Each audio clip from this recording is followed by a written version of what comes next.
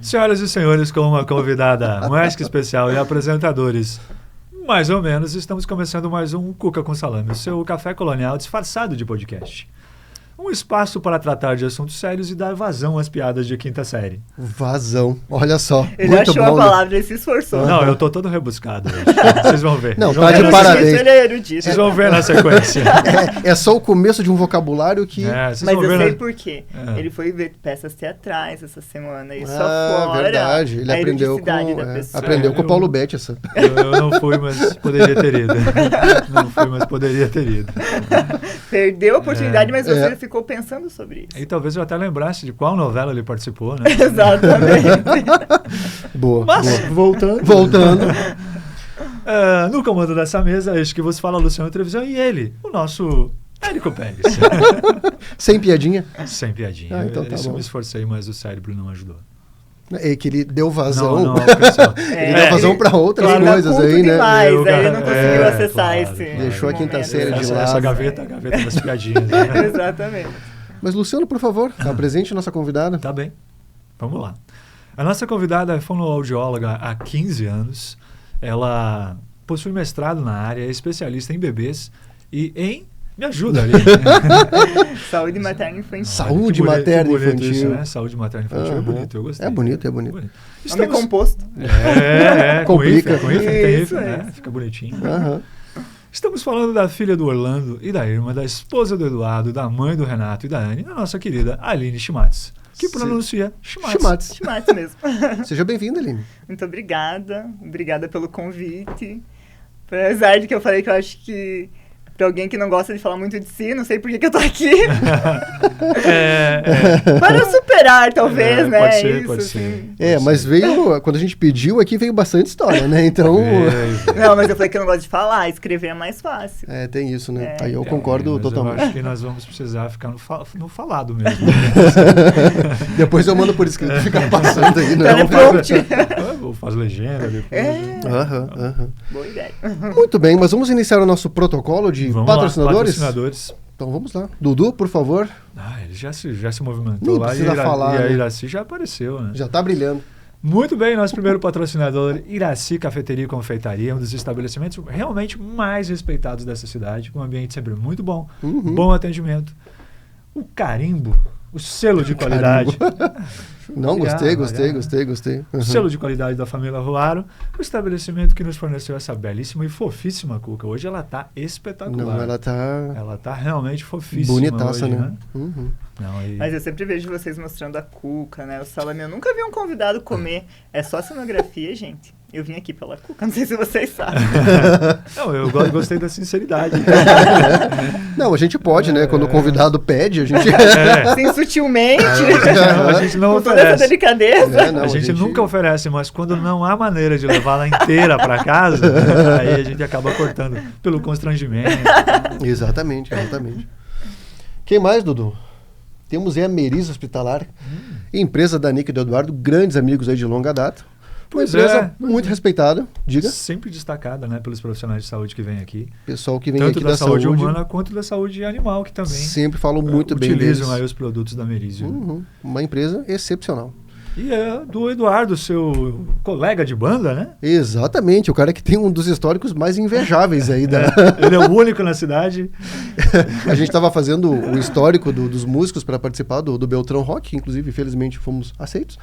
E eu digo que uma das coisas que ajudou muito é o currículo do Eduardo, né? Que ele é o único da banda que tocou na época dos Poceiros, assim, né? Revolta dos Poceiros. Revolta dos Poceiros. Ele estava fazendo um solo lá, assim, porque... Tava ambientando a música de fundo. Então eu acho que esse peso do currículo de tocar há tanto tempo, assim, ajudou a gente. O peso histórico conta. Né? Com certeza conta, tenho né? certeza que sim. O peso histórico é sempre muito importante aqui na região. Exatamente. Quem mais, Dudu? Inovato Ambiente é a empresa de ambiente do Gelson e do Fernando, uma empresa conceituadíssima que extrapolou as fronteiras. Há outro termo aqui, extrapolou, hein? Falei. Não. Extrapolou as Ele fronteiras, tá com as fronteiras tudo do hoje. município, Gostei. comercializa seus ambientes para outros estados, inclusive, e é reconhecida Não só pela qualidade, pela tecnologia dos ambientes, que coloca pela beleza, né? Mas também Mas pelo pós-venda, também sempre destacado pelos clientes da Inovata. E tem aquele showroom que quem vai lá se apaixona, né? Quem não foi ainda à Inovata, vai conhecer, porque é muito interessante, é muito bonito. Beltrão Net, o provedor genuinamente beltronense. Como é que eles não começaram a usar esse slogan que foi o Luciano que inventou, né? Olha, patente. E no improviso, assim. Não, só saiu. É que o Luciano pode é muito vender, bom. inclusive. Eu tô pensando em fazer Troca o Herman. Inclusive o nome da nossa banda Poltrona K9 também foi o Luciano que simplesmente ele deixou sair. Estamos falando, é o homem das palavras. Não, o rapaz aqui ele é um marketing humano. Assim. Isso aí. Muito não bem. me surpreendeu eles gostarem de Poltrona K9, né? Mas tudo bem. Ah, ficou muito bom. Ficou mesmo. Tá aí, né? Pegou. Muito bem, né? Planos de 90, 720 mega, uma internet que é muito boa. Gosto bastante, sou usuário. Exato. A gente brinca que leva o selo de aprovação Érico Pérez. Nunca deu problema. E o que é que vem, né, gente? Vinoteca, né? Tem recadinho? Tem recadinho do Doug. Você sabia que existem mais de 6.000 tipos de uvas que são usadas para fazer vinho? Eu sou o Doug, sommelier da Vinoteca Vinho e Prosa, e eu te pergunto, por que você bebe sempre o mesmo vinho? Vem até a loja que te ajuda a escolher um rótulo diferente. E realmente se sai muito bem, eles né? são muito bons. Precisar de sugestão de um bom vinho ou de uma boa cachaça. Além... Tu foi lá pegar cachaça ou ainda não? Fui. Ainda não fui. Mas tu não foi lá devolver a taça que eu... Não, eu fiquei com vergonha. Eu não fui ainda por vergonha. Como é que eu chego lá com aquela taça? Não, mas eu já expliquei. Não trocando por um copo de cica. Não. Eles falaram que eles vão mandar copo de alumínio no próximo vídeo. Acho que talvez seja mais adequado. É mais seguro, né? Mais barato. No caso do Érico, talvez aquelas tacinhas de formatura, sabe? Tem o nome do formando. Sim, coloca o slogan de vocês, Andressa, Direito, turma de 97. Eu vou trazer uma dessas aí, não tem erro, acho né? Que é mais seguro. Exatamente. Pode derrubar, cair, mas não vai quebrar de jeito Mas eu nenhum. consegui quebrar lavando nos 45 do segundo tempo. É impressionante. Tava indo mas tão que bem. você tava tão afinco, né, ali na lavagem. Sim. Foi a atenção, né? A preocupação em preservar. Em deixar muito limpo. E foi um momento em que a garrafa já tinha porque acabado, né? Ele é asseado. Exatamente. Né? Tem um cuidado com a limpeza aí, aquele né? cuidado que beira o extremo. Redobrado, digamos assim. Exatamente. Exato. Há pessoas que consideram isso toque, né? Mas nós, aqui não. Aqui é cuidado. Aqui é nojo. Tem outro nome esse negócio. A gente brinca que ele é punk sofre... asséptico. Isso aí. Você lavava seus All-Stars. Pelo amor de Deus, pelo amor de Deus. Tudo lavadinho, tudo muito bonitinho. Não, e com o lado verde da esponjinha. E tinha que ser Scott Bright, senão não limpa direito, né? Outro não. As outras nunca chegaram no nível de limpeza da Scott Bright. Não, jamais. Meu Deus. Um pouquinho mais cara, mas muito superior em qualidade. Exatamente. Scott Bright para todos. Scott Bright para punks assépticos, né? Limpe bem o seu All-Star e... Para punks assépticos, usem Scott Bright. Punks que tomam banho. Muito bem, muito bem. Já deu uma meia hora de podcast, eu acho, né? Só dessas.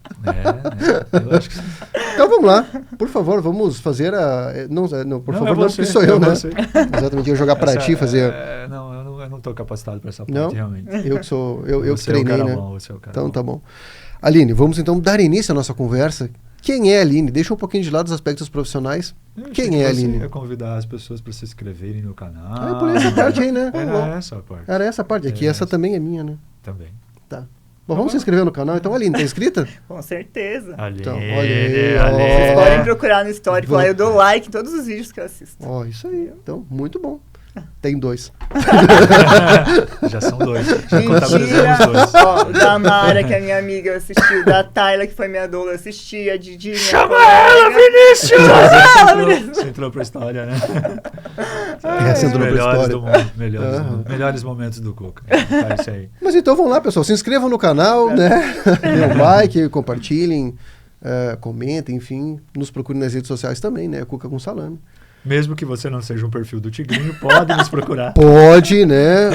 O perfil do Tigrinho. Também, se quiser, o perfil do Tigrinho pode nos seguir lá no Cuca, não tem problema nenhum. Eu coloquei, mesmo que você não seja um perfil do Tigrinho. Ou seja, eu não excluí o perfil do Tigrinho. Não, tem que deixar podem aí. Ficar à vontade. Podem fazer número lá que não tem problema. É um engajamento natural, né? 35 mil seguidores. Orgânico. 35 mil seguidores. É 34 perfis de 34 mil engraçado são porque eles perfil realmente do Tigrinho. acham que isso vai ajudar, né? Alguém a baixar o... Deve ter gente que, né? Meu Deus do céu, que muito chato. E pode ter alguém tão carente também, né? Que é a única pessoa que passou a seguir, ele vai seguir também. Exatamente. Ou que fica tão mal em não seguir de volta pela constrangido, educação, né? é constrangido, É. a pessoa me seguiu, como é que eu não vou seguir de volta? Exato. Isso pode acontecer também. Até porque é o melhor jogo do Brasil, né? Patrocina? É o que tá ali Tigrinho. na legenda, né? Olha aí, ó. Já a gente já Mesmo fez que um dê merchan cadeia, de grátis aí, mesmo que né? dê cadeia, Tigrinho patrocina a gente. Aham, exatamente. Mas então, quem é a Aline Schmatz? Do nada, assim. Do nada, viu? Sem mais, pareceu É que essa podcast que eu já vi.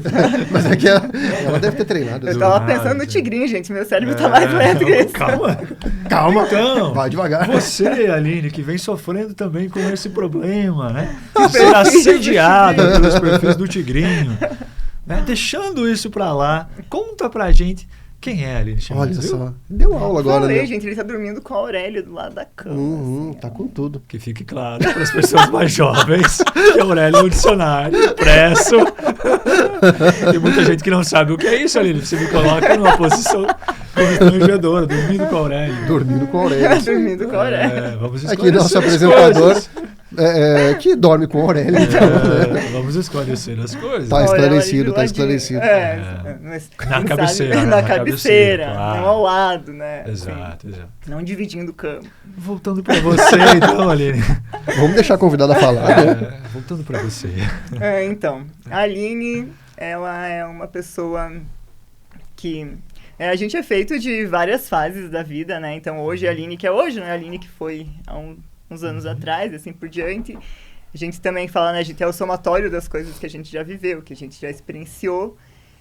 E tem a essência da Aline. Eu acho que a Aline é uma pessoa que, apesar de falar que não gosta de falar de si, mas é comunicativa. Uma amiga minha, que eu falo que ela é meu HD externo, né? Eu falei pra ela, olha, eu vou participar de um podcast. Mas chamei ela ontem, falei, vou participar de um podcast, você é meu HD externo, preciso que você me ajude a lembrar de alguma coisa pra falar. Essa é boa, meu HD externo. Boa, boa. E aí ela falou assim, né, se fosse falar sobre você, ela falou assim, você sempre foi uma pessoa reservada, mas nunca foi tímida. Então, isso fez com que você sempre pudesse se comunicar bem com as pessoas e transitar por vários grupos. Eu sempre fui uma pessoa que tive muitos amigos e que não tinha dificuldade em estar em grupos diferentes de pessoas. Sou uma pessoa que gosta muito de estar com a família. Eu sou de uma família grande, né? Eu tenho 3 irmãos, tenho muitos primos, muitos Quantos? tios. Tenho 13 irmãos. Entendeu 13? Pior é que eu entendi 13 mesmo, falando sobre uma família grande. Mas assim, meu pai tem 10 irmãos, minha mãe tem 4 irmãos, então cada um teve uma média de 3 filhos, então a infância sempre... bastante gente. Sempre bastante gente, bem volumoso. Isso aí quando põe na planilha dá uns 350 pessoas pro Natal, né? Festa de casamento é complicado pra convidar. Haja bolsa. Haja bolsa. E que gosta muito de estar com a família, gosta muito de estar com os amigos, gosta muito de ler, gosta muito de estudar. Gosta muito de fazer a sua parte, eu acho, assim. Quando eu me proponho a fazer algo, eu realmente, se eu me propus a fazer, eu vou tentar dar o máximo, assim, para que, né, eu possa ajudar as pessoas de alguma forma, ou que eu possa, de alguma forma, cumprir, né, aquilo com que eu me propus. Então, uma pessoa comprometida, talvez. Todo esse HD, toda essa informação veio do HD externo? Não, umas partes que foram uns ganchos. Você quer agradecer ela? Não? A Ana sabe que ela tá no meu coração. A gente, né, tá muito... a gente fala que a gente tem quase mais anos de amizade do que de vida, assim. A gente, né, tem uma amizade bem longa. Quase supera a carreira musical do Eduardo Merizio. Quase. Não sei se tu já era nascida, né? Porque ele tava tocando já, né? Mas enfim. Tudo bem. E a gente dividiu casa, morou junto, né? O irmão mais novo dela é casado com a minha irmã mais nova, então é praticamente família, assim. Então, obrigada, Ana, pelas memórias. Legal. Mas Aline, já que você trouxe o lado família aí, vamos falar da tua infância. Você não é beltronense, né? Você é de Realeza e do interior de Realeza. Conta pra gente como é que foi a tua infância, do que você brincava, onde que você estudava, quem eram os seus amigos, a vidraça de qual vizinho você quebrou. Olha, de vizinho não, mas é dos meus pais várias. Com vários irmãos, crescendo todos em idades próximas, né? Era aquele, assim, um convívio bem tranquilo, ninguém tentando chutar ninguém, atirar nada em ninguém. Objetos atirados dos irmãos. Nada, controle remoto, chinelo, chute, nada disso aconteceu. Mas, por sorte, eu nunca me feri gravemente, né? Já teve uma vez que a minha mão atravessou uma vidraça, ficou só um cortezinho, o pé quebrou uma vidraça da porta, mas tudo muito tranquilo, assim. Uma criança tranquila, como vocês podem perceber, comportada. Mas foi uma infância muito boa, porque no interior do interior, né, era uma comunidade muito pequenininha, então era praticamente uma quadra, né? E aí tinha as pessoas que eram agricultores e eram um pouquinho mais afastados. Tinha uma escola só, que era aquela escola primária, e aí depois, eu acho que de um tempo até tinha o ginásio, né? Mas daí, né, nessa época, eu saí de lá, com 10 anos eu fui para a cidade. Então eu sou né, um pouco menos colona a partir desse momento. Se tornou mais urbana. Mais urbana. Mas era subir em árvore, e cair das árvores, quebrar braço, porque tava brincando, e aí, brincando de casinha, tinha uma mesa, assim, no meio do arvoredo.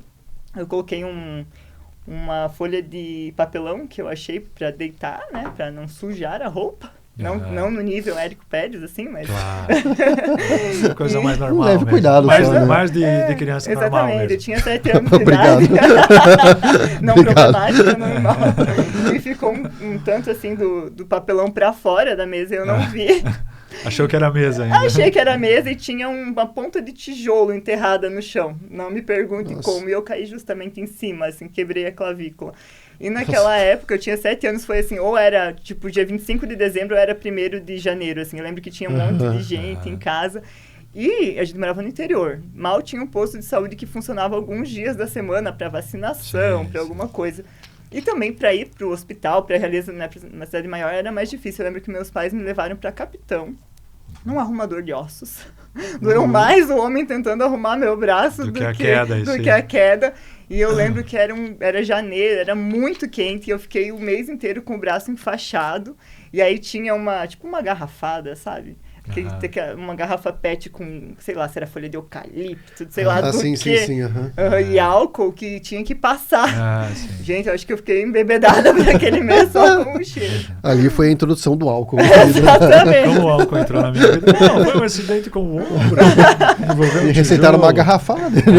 Assim foi.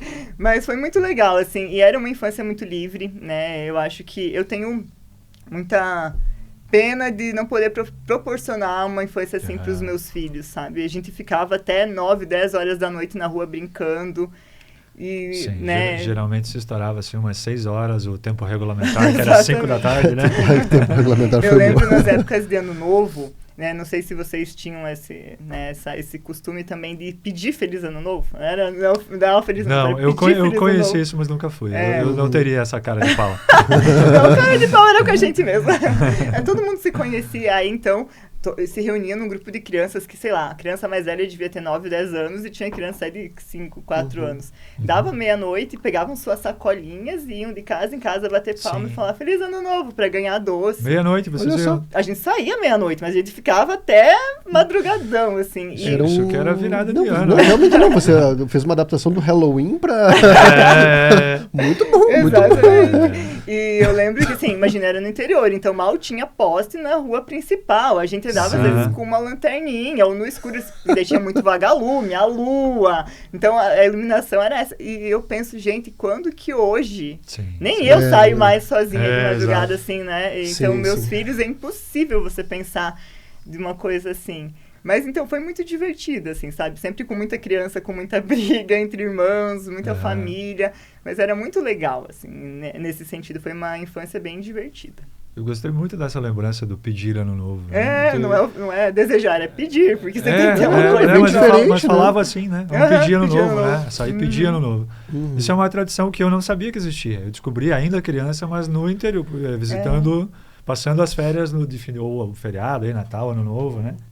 A última semana do ano no meu nono, né? Meu avô, aqui no interior.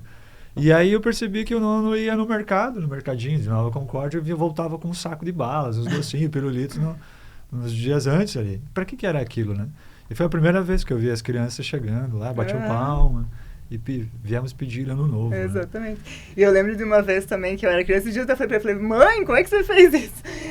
Que tinha baile, né, de ano novo, e os meus pais sempre participaram da organização, da diretoria da comunidade, e tinha um baile de ano novo. E eu lembro que, né, as crianças começavam a vir, os meus pais tinham vindo do baile, estavam com sono, e minha mãe falou, viu, vai lá, você, e fica aí pra entregar as coisas. Então, a minha mãe falou que já, assim, quando eles chegaram do baile, eu levantei, devia ser 5 da manhã, 4, 5 da manhã, eu levantei e não queria mais dormir. Então, como eu ia ficar acordada e eles queriam dormir, eles me deram os pacotes de bala, eu criança, pra entregar pras crianças. Terceirizaram o trabalho infantil. Geralmente é um trabalho pesado atribuído aos adultos, né? De balas, né? Não sei quanto, né, do estoque eu consumi ali, né, sem supervisão. A criança aí foi... Eu acho que você entregava as balinhas com a mesma disposição que a Whoopi Goldberg entrega o cheque no Ghost, né? Exatamente. Né? Devolve. Uma pra mim, outra pra... Mas sabe que isso do Halloween, aí como eu não tinha, né, assim... Não tinha inglês na escola, não tinha esse costume né, na infância. E aí, quando eu mudei pra casa, que primeiro eu morava no apartamento, quando eu me mudei novamente aqui pra Beltrão, quando eu morava em casa, teve um dia que no Halloween, as crianças batendo palma, eu falei, ixi, e agora? Né? A sorte que, né, a gente tem criança pequena que vai em festinha, cada festinha que vai ganha uma lembrancinha de doce. Então eu tinha uma caixinha dos doces do Renato. Renato, vamos dividir com os amigos aí. Mas aí pode fazer que nem a Rachel nos Friends, né, que dá um cheque. Vamos resolver isso no dinheiro, então. Vale bala pra você. Vai ali nos doces Dobby. Sim, isso aí. Mas e a Aline adolescente, então, nesse momento que já foi, então, para a cidade, como é que foi essa fase? Quando eu tinha 10 anos, então, meus pais foram, né, para Realeza, então, para a cidade, saíram do interior. Perfeito. Pouco, não, realmente... Né? Um degrau a mais. E aí... Na infância eu já era muito sociável, por mais que ali, né, tinha várias crianças, não eram muitas, porque a comunidade era pequena, mas eu já era criança, assim, que final do ano, na igreja, sempre tinha alguém que se fantasiava de Papai Noel para distribuir os presentes. Né? Vendo as fotos, gente, aquilo lá podia gerar um trauma facilmente, porque tinha uma máscara de plástico do Papai Noel, que a pessoa usava aquela máscara. Normalmente muito bem feita. Né? Ótima, linda, perfeita. E aí, e eu sei que essa era da diretoria da comunidade que ficava. Então, como meus pais eram da diretoria, eu sabia onde que estava aquela roupa do Papai Noel. E eu lembro, por exemplo, que chegando o final de ano na escola, falando de Natal e tal, eu reuni os meus amigos e falei, vamos fazer um teatro de Papai Noel. E aí eu peguei a roupa de Papai Noel, a gente foi nos barzinhos, tinha uns 2, 3 barzinhos lá, pedir doce pra gente distribuir. E aí a gente foi, assim, nos últimos dias da escola, eu lembro que tinha tipo uma muretinha assim que era mais alta, a gente subiu na mureta, fez toda uma encenação do nascimento de Jesus. Né? A gente pegou roupa também da igreja, né, que tinha, fez a encenação do nascimento de Jesus, e aí no final o Papai Noel ia entregando bala para os amigos. Então, né, eu já tinha essa dificuldade de movimentar a galera aí. E quando eu fui para a Realeza, na escola que eu sempre estudei em escola pública. Eu tive muita sorte também porque eram escolas muito boas. E os meus professores, principalmente ali do ginásio, eles valorizavam muito apresentações culturais, sempre tinha feira de ciências, tinha teatro, tinha dança, e era uma coisa que eu adorava fazer. Então eu era aquela pessoa metida, assim, onde tinha, vai ter dança da festa junina. Tava envolvido. Lá tava eu. Vai ter, né, uma apresentação de Dia das Mães. Lá tava eu. Então eu sempre gostava disso. E, inclusive, quando a gente estava na 8ª série, eu lembro que tinha que fazer uma peça, assim, né, na aula de artes, o fechamento da disciplina era fazer uma peça teatral. E eu tinha lido já o Alto da Compadecida e tinha adorado. Me reuni os meus amigos e falei, vamos fazer o Alto da Compadecida. E nessa você achou um jeito de incluir o Papai Noel ou não? Não, nessa eu era o Chicó. O meu amigo João Grilo, mas foi muito legal, porque assim, os meus amigos, né, do colegial daquela época, até hoje todo mundo fala da peça de teatro. Eu gostaria muito, eu sei que minha professora na época filmava, ela era a dona da única filmadora e da locadora da cidade. E ela filmava isso. Só que eu acho que se perderam, né?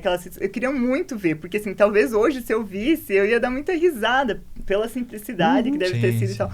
Mas foi uma coisa que todo mundo, por anos, falava daquela peça. Até hoje, os amigos da época comentam, assim, que foi muito legal. Depois, no segundo grau, lembro que a gente fez a peça do Homem Nu, que aí também eu encontrei uns shorts, que atrás ele tinha colado, assim, uma bunda de plástico. E aí o meu colega, que era, né, o personagem principal, que ia ser o Homem Nu, ele usava aqueles shorts, assim. Então eu sempre gostava de me engajar com essas coisas, gostava muito de ler. Eu tenho muitas lembranças, assim, de frequentar muito a biblioteca pública, então eu adorava ler, sempre li muito. E eu acho que a leitura me ajudava ainda mais em poder me expressar, né? Em poder me ajudar, assim. Então, são coisas que eu gostava muito. Tinha muitos amigos sempre. A gente era sempre uma turma muito unida. Eu tenho amigos até hoje, assim, do colegial, que a gente se reúne, né? Eu tenho as minhas amigas que todo mundo já é madrinha de casamento de todo mundo, né? Aquelas amizades bem longas, assim. E por mais que a gente não conviva, né? Eu me mudei, não tô mais lá, ou outras que foram para outras cidades também, a gente tem um contato bem bacana até hoje. Então, no geral, né, uma pessoa que é bem sociável, creio eu. Né? Deu essa impressão. Levemente desinibida. Parece que sim, parece que sim.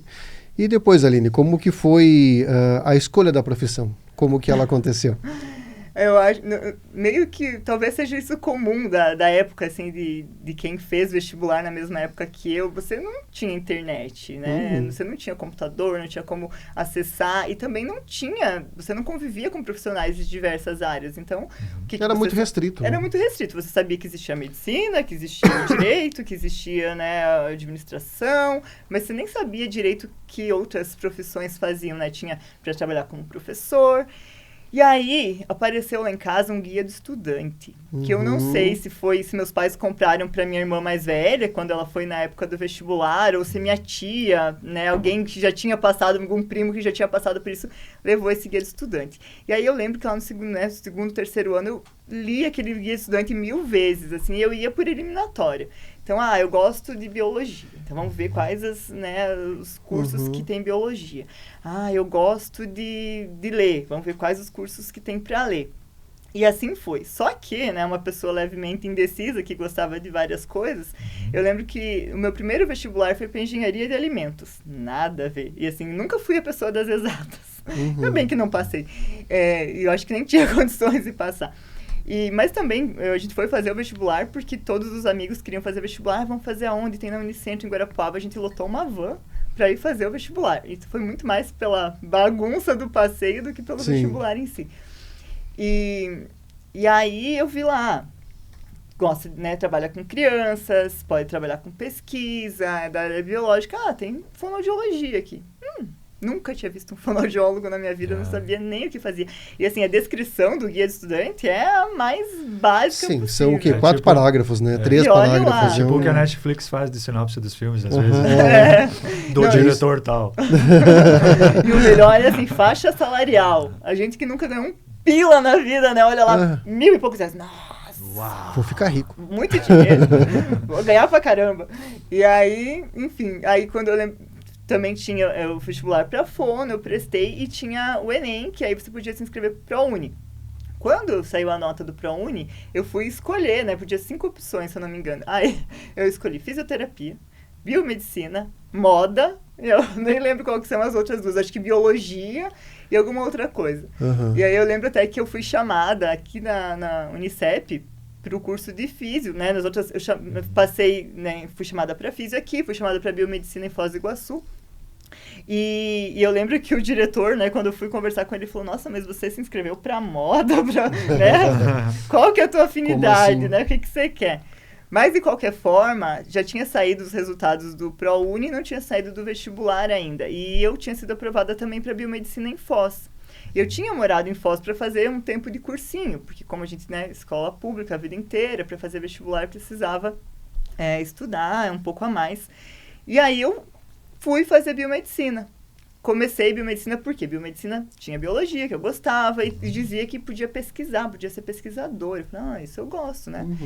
E aí eu fui pra lá, eu acho que eu fiz umas 2, 3 semanas do curso e eu realmente estava achando tudo muito interessante. E aí minha mãe me ligou, falou, olha, esse é o resultado da Unicentro para fonoaudiologia. E eu falei, bah, e agora? E a minha irmã estava cursando engenharia florestal, era o último ano dela, em Irati, né, na Unicentro. E aí eu falei, mãe, agora o que eu faço? Ela falou assim, eu não vou decidir por você, né, você se vira, você tem que pensar. Aí eu analisei, pensei, talvez ficar preso em laboratório, né, trabalhar mais em laboratório não é uma coisa que vai me chamar muito a atenção, e fonoaudiologia que eu sei que dá para trabalhar com criança, que é uma coisa que eu sempre gostei.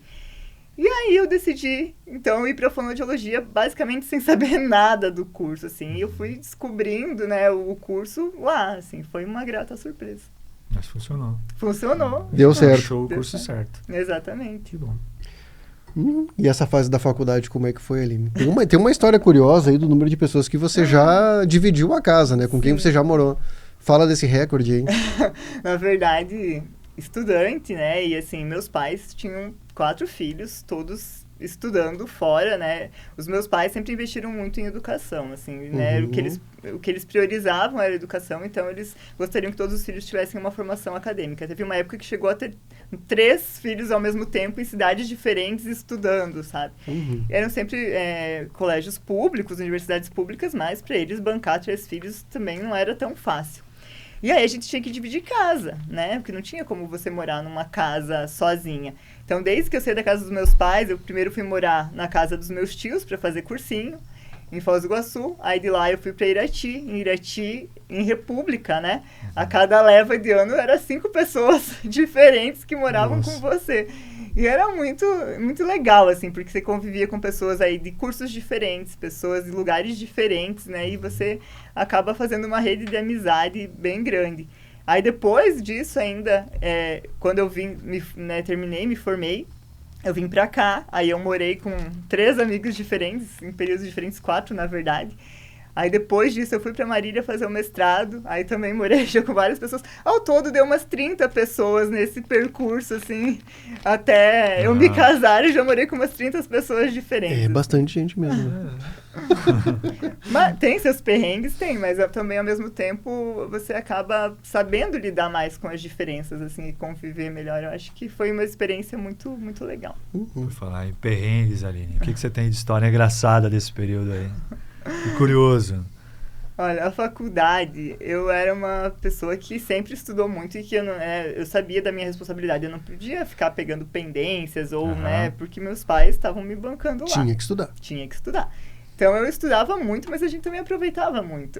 Então, por exemplo, teve vezes que a gente saía pra balada e eu morava na quadra das baladas, assim, porque era a minha casa. Estratégia. Era a minha casa e só o lugar de balada era todo naquela quadra, assim. E era muito difícil de estudar, inclusive, quando tinha prova, porque a janela do meu quarto era virada pra janela dos fundos, assim, então era aquele som que fazia bum, bum, bum na casa inteira, assim, por mais que você tentasse tampar o ouvido, colocar protetor, não rolava. Sentia a vibração. E aí eu lembro que eu tava na festa e eu tava muito cansada, já tinha tomado uma cervejinha, e eu falei pras minhas amigas, eu vou embora. E elas falaram, não, fica aí, tá cedo. Eu falei, não, vou embora, eu tô cansada, e fui embora. E a nossa casa, eu acho que era uma das casas mais velhas de Irati. A porta não tinha nem fechadura. Tinha fechadura, mas era uma porta de madeira, de correr, um compensado, assim. E a fechadura tinha quebrado. E eu não sei se o dono da casa não estava nem aí, ou se a gente às vezes nem reclamava, né, do que acontecia, mas eu sei que estragou a fechadura da casa. E a gente colocou um cabo de vassoura, assim, ao final da porta, para que ela pudesse fechar, né? E aí eu voltei para casa, né, a gente deixava ela encostadinha, voltei para casa, entrei em casa e fechei a porta. Mas eu fechei a porta com o cabo ali, né? E fui dormir, fechei a porta do quarto e apaguei. No outro dia, eu levanto, saio do quarto, as minhas amigas todas me olhando, assim, com uma cara de vou te matar. Porque elas voltaram pra casa, a porta estava trancada. Não tinha como entrar. Só tinha uma porta dos fundos, que aquela, assim, tinha chave, mas era de madeira, assim. Mas também estava chaveada por dentro, e elas falaram que chamaram, eu não ouvi, e elas chamaram um amigo meu para quebrar a porta dos fundos para conseguir entrar em casa. Então era uma pessoa assim que dava um probleminha com as amigas às vezes. Ficava aí alguma... Tá, mas e a história do braço quebrado, qual é que é? Como assim? Você não achou que ia casar. Eu sempre, né, uma pessoa assim, uma criança inquieta, né, sempre fazendo muita coisa ao mesmo tempo, sempre correndo. Minha mãe dizia que eu não sabia andar, só sabia correr. Então, eu sempre, os joelhos todos ralados, não dava tempo nem de cicatrizar uma ferida, a outra já estava em cima. E eu acho que eu sempre fui, né, meio estabanadinha também. E aí,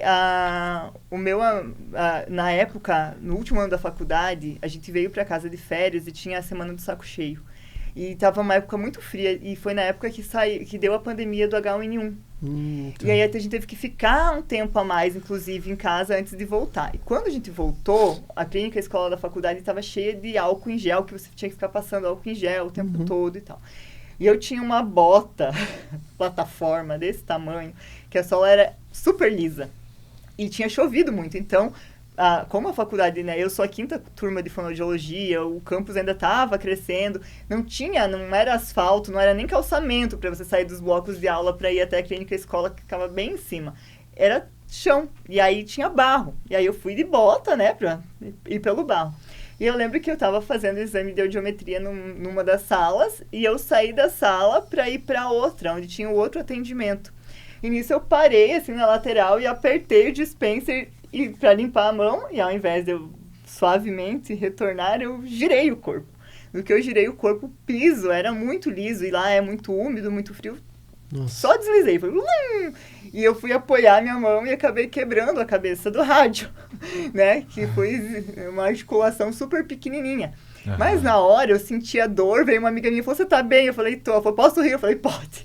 E aí levantei e fui, né? Continuar o estágio, tava no final da tarde. E aí, no final da tarde, assim, que eu fui lavar as olivas do estágio, eu comecei a sentir uma dor, assim, começou a ficar estranho o negócio.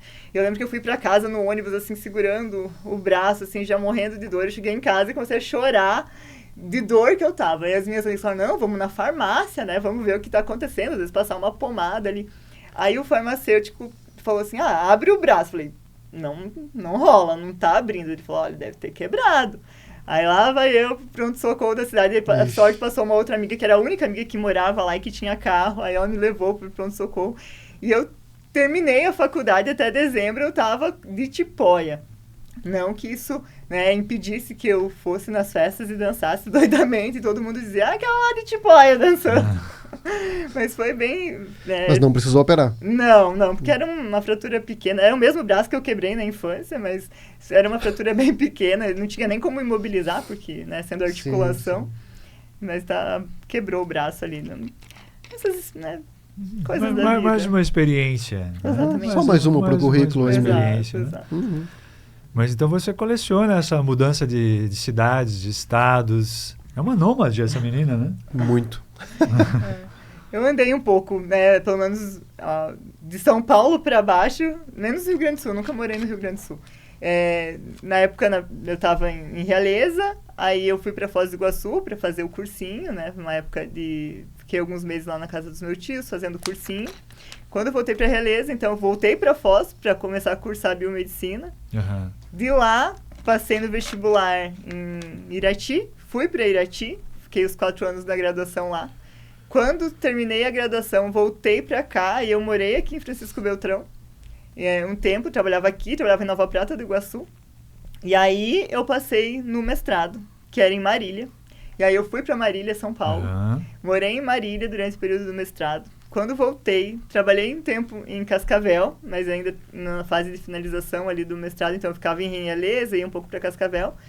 De lá, recebi uma proposta de trabalho em Pato Branco, me mudei para Pato Branco. Isso foi em 2013. Chegamos em 2013. E aí, eu mudei na metade do ano para Pato Branco. Em janeiro, eu recebi uma proposta de trabalho em Blumenau. Falei, tamo aí, né? Vamos ver qual é que Vamos ver qual é que é. Fui para Blumenau. Nessa época, eu já estava com meu esposo. Então, eu falava, recebi uma proposta de trabalho lá em Blumenau. E aí? Vamos. Então, a gente ia para Blumenau. E aí, fiquei 1 ano em Blumenau, que foi uma experiência também muito interessante, porque é uma cultura diferente da nossa. A gente passa o ano inteiro em festa, porque todo mês lá tem alguma coisa. Se sentiu em casa, Aline? Basicamente, assim, você saía no sábado na Vila Principal, tinha música, tinha chopp, o pessoal mandando. Então, foi praticamente, assim, um ano que a gente estava só, trocando a roupa de festa, assim.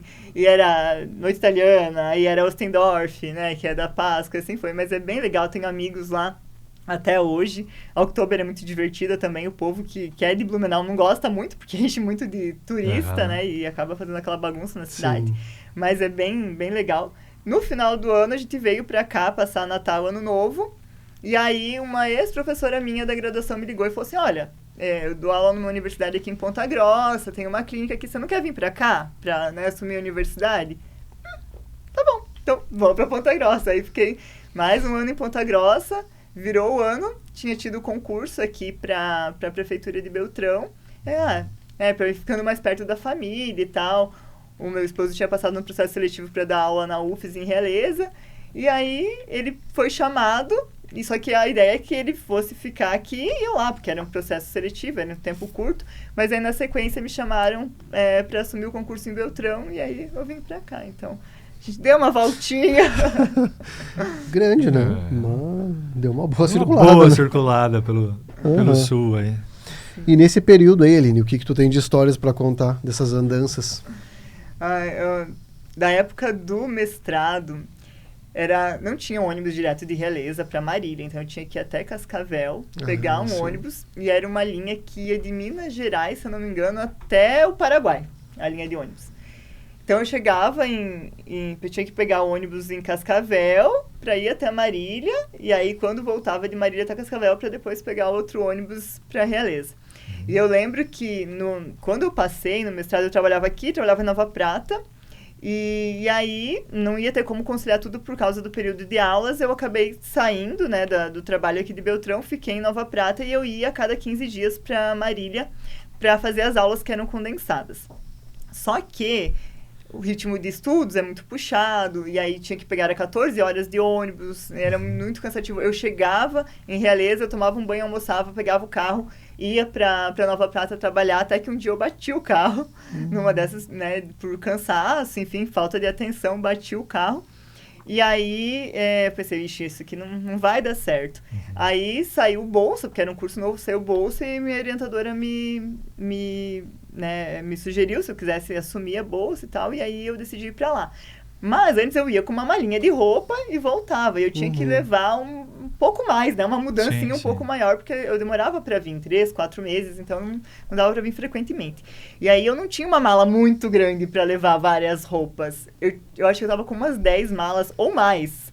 E eu tinha uma tia que morava em Cascavel, aí eu liguei pra ela e falei, tia, eu vou pegar o ônibus em Cascavel, mas eu vou precisar de ajuda, porque eu vou ter que retirar a passagem lá, tu não vai me ajudar? Ela falou, não, eu vou, te ajudo. E aí ela conta até hoje essa história, que disse que ela me ajudou com as malas, aí eu ia no guichê, eu voltava pras malas, eu começava a contar as malas pra ver se eu não tinha perdido nenhuma. Aí eu ia fazer alguma coisa, eu voltava e contava mais um pouco das malas pra ver se eu não tinha perdido nenhuma.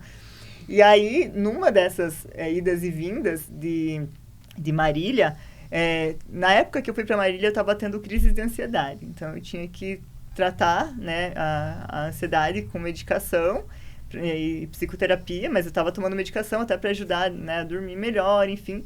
E eu tomei o medicamento antes de embarcar no ônibus, vindo de Marília para voltar, né, para Realeza. E aí, dormi, né? A gente relaxa. Claro. Apaguei. Belo momento, eu acordo, eu vejo que já tinha raiado o dia, né? Eu já devia ter chego. Eu abri a cortininha do ônibus, assim, eu só vi Hotel Luz, que é o hotel em frente à rodoviária de Foz do Iguaçu. Eu deveria ter descido em Cascavel. E aí eu fui parar em Foz do Iguaçu. A minha sorte é que eu tenho família lá, né? Daí falei, mãe, pede pra tia vir me buscar aqui na rodoviária, porque eu vim parar aqui. Essa é a parte boa de ter uma família numerosa, né? Porque se tu para em algum lugar, assim, tu tem algum contato. Tivesse dormido um pouco mais também, chegou ao Paraguai. Também devia ter alguém por lá também, certo, né? Tudo certo. Algum parente, né? Mas assim, deu a minha cota de ônibus na vida, acho que já... Chega? Não, deu. O ônibus é brabo mesmo, né? Voltei a andar de ônibus agora. O ônibus é complicado. Né? Não é fácil. E fora que assim, né, pra mulher ainda é mais perigoso. Você nunca sabe, né? Nessa época de mestrado também eu lembro que eu embarquei em Cascavel e tinha uma mulher sentada ao meu lado. E aí foi até Corbélia, se eu não me engano, que era uma cidade que parava para jantar. E a mulher saiu, eu saí e tal. Quando eu voltei pro ônibus, voltou e sentou um homem ao meu lado. No banco que tava a mulher. E eu vi que eles tinham conversado alguma coisa e o cara sentou ali, e umas conversas meio estranhas, assim, meio suspeitas no telefone. Aí ele começou a puxar assunto, assim, comigo. E eu, né, tentando falar o mínimo possível, tentando cortar. Eu tava do lado da janela e tava frio, eu tava com manta, eu tava com uma manta em cima das pernas, assim. E de madrugada, de repente, eu acordo com uma sensação estranha. Ele tava com a mão na minha perna. E aí eu, mais do que rápido, eu acendi a luz, assim, de cima do banco, me puxei pro lado, assim, aí ele falou, você precisa de alguma coisa e tal? Eu falei, não. E aí eu comecei a olhar pro lado e pensei, socorro, pra quem que eu vou pedir ajuda? E tava todo mundo dormindo. E assim, eu não conseguia nem reconhecer se era um homem, se era uma mulher, né, pra eu poder pedir ajuda. E eu fui, meu Deus do céu, rezando, até que parou o ônibus, assim, pra lanche na madrugada. E aí, quando parou, eu desci do ônibus e falei pro motorista, eu preciso sentar em outro lugar. E aí ele pegou e falou, não, vai sair uma pessoa aqui na frente e você pode sentar aqui. E aí eu sentei lá na frente e concluí a viagem, assim, mas...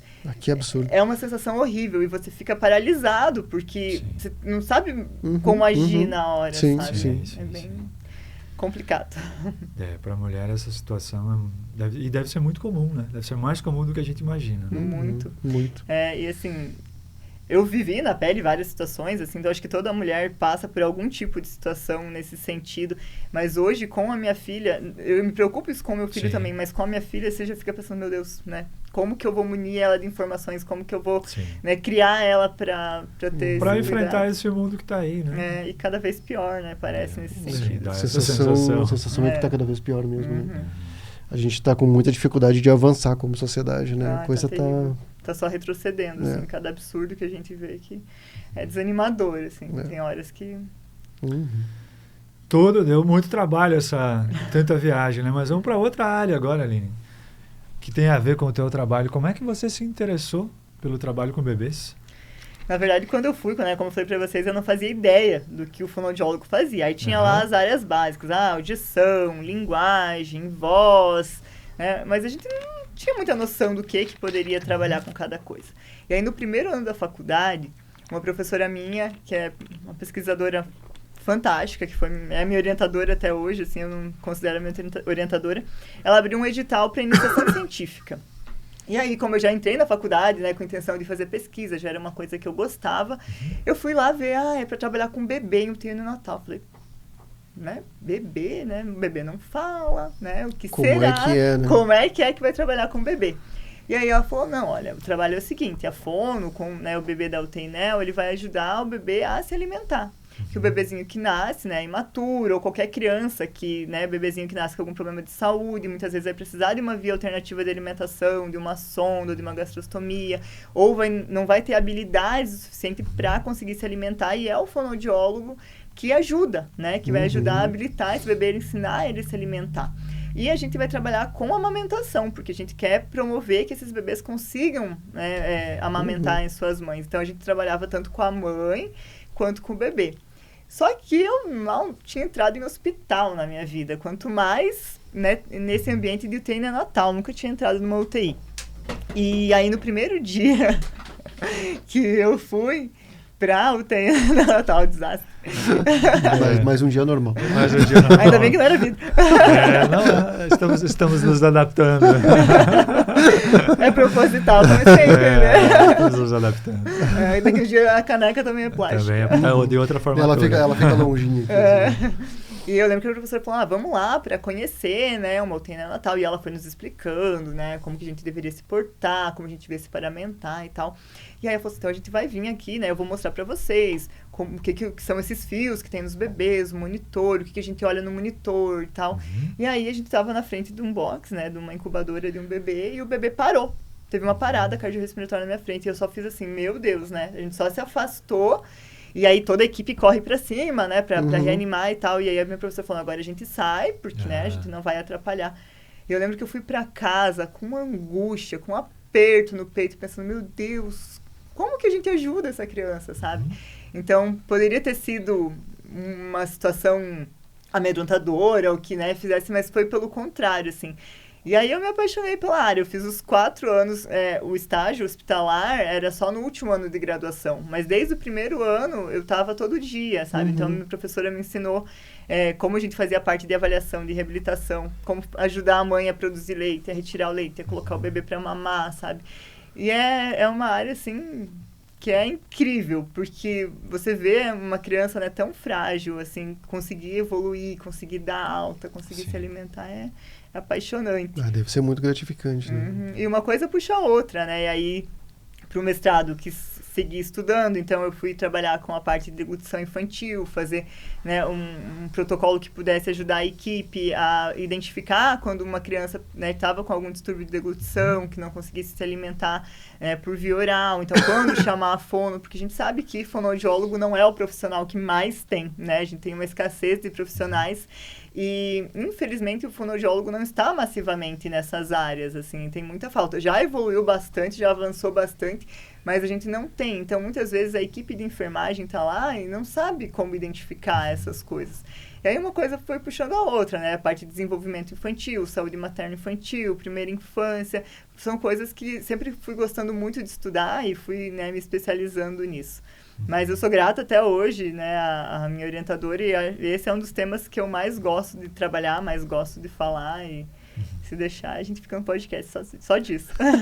Tá bem. Não tem problema. Sem problema. E Pode falar. Não, eu ia dizer que até porque é uma coisa muito útil para as pessoas, né, saberem mais sobre Extremamente isso. útil. Sim. E eu vejo, assim, não, né, permanecendo só, né, nessa foco, porque quando a gente vai se especializando, você acaba olhando só aquilo. Eu vou olhar a deglutição, eu vou olhar a alimentação, vou olhar como está a boca. Mas, conforme você vai, né, atendendo e trabalhando e percebendo, estudando, não tem como a criança tá bem se a mãe não estiver bem. Não tem como a criança tá bem se a gestação não foi uma gestação saudável, se não foi uma gestação boa. Não tem como a criança se desenvolver na sua máxima potencialidade se os pais não puderem ajudar, né? Se a escola não puder ajudar nisso. Então, e trabalhar com criança é trabalhar com o futuro, né? A gente tá colocando, né, o futuro que a gente quer ali. Então, se a gente puder trazer boas crianças no futuro, sejam bons adultos, o trabalho está feito. E o papel da fonoaudióloga é fundamental no hospital, né? Lá no nascimento do Ulisses, no regional, assim, o papel dela foi, assim, fantástico, né? Para o Ulisses aprender a mamar, enfim, e as coisas poderem avançar, né? Então, foi um dos profissionais mais importantes ali. Mas, bem, e aí depois de formada, Aline, quando é que tu conseguiu colocar em prática? Quando é que tu conseguiu trabalhar pela primeira vez nessa área que tu gostava? Olha, eu já trabalhei em várias coisas, assim, logo que... Eu nem Puxa o currículo aí, então. Eu não tinha nem me formado ainda, estava no último ano da graduação, e uma colega que é aqui da região falou assim, olha, eu estava trabalhando a gente se conhecia da faculdade, ela era da turma antes que eu, e ela falou assim, eu estava trabalhando aqui na PAI de Nova Prata, mas eu estou saindo. Você não quer vir assumir? Eles precisam de uma fono. Eu falei, tá bom. Aí eu fui trabalhar com educação especial, né? Eu pedi colação de grau em gabinete para poder assumir antes. E aí eu trabalhei lá, e aí nisso apareceu uma vaga para trabalhar na PAI aqui de Beltrão e também no Centro de Reabilitação Auditiva com avaliação auditiva. Dentro disso eu não conseguia trabalhar tão especificamente com isso, mas eu trabalhava com criança, trabalhava com desenvolvimento, que já era muito bom para mim. No mestrado, eu saí daqui para ir para o mestrado, que eu fui pesquisar bebê, fui pesquisar em UTI NEL, né? Fiz o meu estágio lá dentro. E aí, quando eu saí de lá, eu fui para a graduação, eu dei aula na FAG num período. E aí, quando terminou aquele semestre, me ofereceram umas disciplinas que não tinham a ver comigo. Eu falei, acho que não vai rolar. E aí, uma amiga minha estava saindo de Pato Branco e falou, olha, eu estou atuando aqui na clínica, mas tem o hospital aqui, né? A Policlínica de Pato Branco. Tem a UTI NEL e tem os testes da orelhinha que a gente tem que fazer, que eu sei que é uma área que tu gosta. Então, talvez, né, vai te interessar. Então tá bom, vou pra lá. E aí, eu tenho muito carinho, assim, por toda a equipe até hoje da Policlínica. Foi muito legal o trabalho que eu consegui desenvolver lá, sabe? Tenho profissionais, assim, até hoje que eu admiro muito. E aí, nisso, eu recebi a proposta para Blumenau, que era para assumir um hospital. Só que o hospital era enorme, eu era a única fono, então eu atendia desde a cirurgia, da bariátrica, da psiquiatria, da onco, até o TINEL, até, né, Meu Deus. Era muita coisa. E aí eu tive meio um burnout, porque era sobrecarregada, e eu acabei saindo e fui para uma clínica fazer avaliação auditiva. Saí de lá para receber a proposta de Ponta Grossa, que era da aula, que daí já era uma coisa que eu gostava muito, e também assumi uma clínica para atender crianças. Lá em Blumenau, Blumenau foi um dos primeiros hospitais do Hospital Santo Antônio a implementar a entrada de doulas, né? Que a gente tem aqui, pelo menos no sul, lá em Blumenau eu sei que foi o primeiro. E eu lembro que elas chamaram para fazer a apresentação do que era a doula e tal, e até então eu nunca tinha ouvido falar. E aí elas passaram a exibição do filme O Renascimento do Parto. E aí eu assisti aquele filme e eu ouvi elas falando, eu pensei, nossa, tem tudo a ver. Tem tudo a ver, sabe, como a criança nasce, como, né, como vai ser o desenvolvimento dela. E aí aquilo já me fez começar a olhar as coisas assim com outros olhos. Quando eu fui para Ponta Grossa, eu queria desenvolver, né, ações nessa parte do aleitamento e nessa parte de nascimento. E eu conheci um grupo que chamava Ama Nascer, que é uma ONG, que ajudava, né, apoiava as mães, assim, então ele tinha orientações sobre parto, sobre nascimento com as mães, e eu comecei a frequentar esse grupo, e aí esse grupo, eles organizavam, por exemplo, capacitações para as equipes de saúde das unidades de saúde, e eu pegava as acadêmicas para falar de amamentação com elas. E aí eu conheci uma outra equipe, que era uma equipe de parto domiciliar, que atuava lá e fazia roda de gestante. Então, eu ia para a roda de gestante deles para falar sobre amamentação, sobre aleitamento materno. E aí eu fui conhecendo cada vez mais sobre o mundo da humanização do nascimento, sobre, né, essa parte. Foi coisas que fizeram muito sentido para mim, né, no meu fazer. E aí, de Ponta Grossa, eu vim para cá. E aí, quando eu vim para cá, eu fui para assumir a parte da saúde pública, né, do município. E eu pensei, nossa, então eu tenho que aproveitar, né, tudo que eu tenho de conhecimento para poder multiplicar o máximo possível disso. Então, desde que eu entrei na prefeitura, as minhas ações foram voltadas para a saúde materno-infantil. Então, a gente fazia os grupos de gestantes nas unidades para fazer orientação. Aí eu fazia capacitação, porque aí eu comecei a participar dos grupos de gestantes e comecei a perceber que as ACS, por exemplo, não tinham conhecimento. Ou tinham um conhecimento muito básico. E elas são as que vão primeiro na visita domiciliar, elas que estão acompanhando mais de perto aquela família, aquele bebê que acabou de nascer. Então, elas tinham que ter algum conhecimento para poder ajudar. Então, eu comecei fazendo capacitação para as ACS. Aí, depois, eu vi que não era só as ACS, que os profissionais, de forma geral, ou tinham conhecimento, né, muito básico, porque cada um acaba, né, indo para uma área, ou acaba que não consegue trabalhar com isso. Eu comecei a fazer capacitação para os profissionais de saúde. E aí, nisso, eu comecei a fazer as minhas redes, né? Então, o pessoal da 8ª Regional de Saúde me chamou um ano e falou assim, e aí, Aline, o que o município vai fazer para a semana de aleitamento? Falei, olha, eu tinha planejado fazer capacitação para os profissionais e para a população, né, como faço todo ano. Eu falei, você não quer, então, unir com a 8ª, o que a gente pode fazer? Eu falei, nossa, boa ideia. E aí, eu comecei a fazer contato com as minhas colegas dos outros municípios, que eu sabia que trabalhava com isso, e a gente fez capacitação para os profissionais de todos os hospitais, a gente fez capacitação para todos os profissionais da rede, a gente fez ações também para a população, e todo ano as campanhas de aleitamento materno, era eu que estava à frente, né, essa parte de educação e saúde. Aí comecei a ter o encaminhamento, os profissionais das unidades começaram a me encaminhar, né, os bebês que nasciam para ser atendidos, e foi indo, e aí uma coisa foi puxando a outra. Aí teve aprovação da lei municipal, né, do parto, do incentivo ao parto normal e humanizado. E aí, a partir disso, eu também comecei a desenvolver as ações, tanto para a população quanto para os profissionais de saúde, em relação a cuidados de nascimento e de parto, e uma coisa foi puxando a outra. Então, nessas questões mais específicas, fora de consultório particular, eu consegui, eu acho que na saúde pública, desenvolver um trabalho bem legal, assim, né? E trazer fazendo as redes de contato da região também. Que legal. Isso tem uma importância muito grande, né? Principalmente porque aqui a gente vive numa região que tem essa dificuldade com o parto natural, né? Que já foi tema aí de outros episódios nossos. Sim. Mas a gente vê que é uma luta para conscientizar as pessoas de que isso é possível, porque parece que às vezes é impossível, né? Que não tem outra opção. E há muita resistência, né? Então, todo trabalho aí é importante. Mas você, mudando um pouquinho de assunto, a Aline, inclusive, é personagem aí de outras histórias já contadas aqui, né? Relacionadas a parto. Exatamente. Já que estamos falando sobre parto, né? E os dois partos da Aline têm alguma curiosidade, né, Aline? Uma que é o do seu filho mais velho, né, que se chama Renato, que tem uma curiosidade aí, inclusive no nome. E o outro parto, que é o que já foi mencionado aqui. Exatamente, que a Tayla já contou aqui, né? Como é que foi. Ela só não deu o nome de quem era a pessoa, né? Ela contou por alto, né? Tipo, hoje nós vamos escutar a história... Isso. Da protagonista. Exatamente.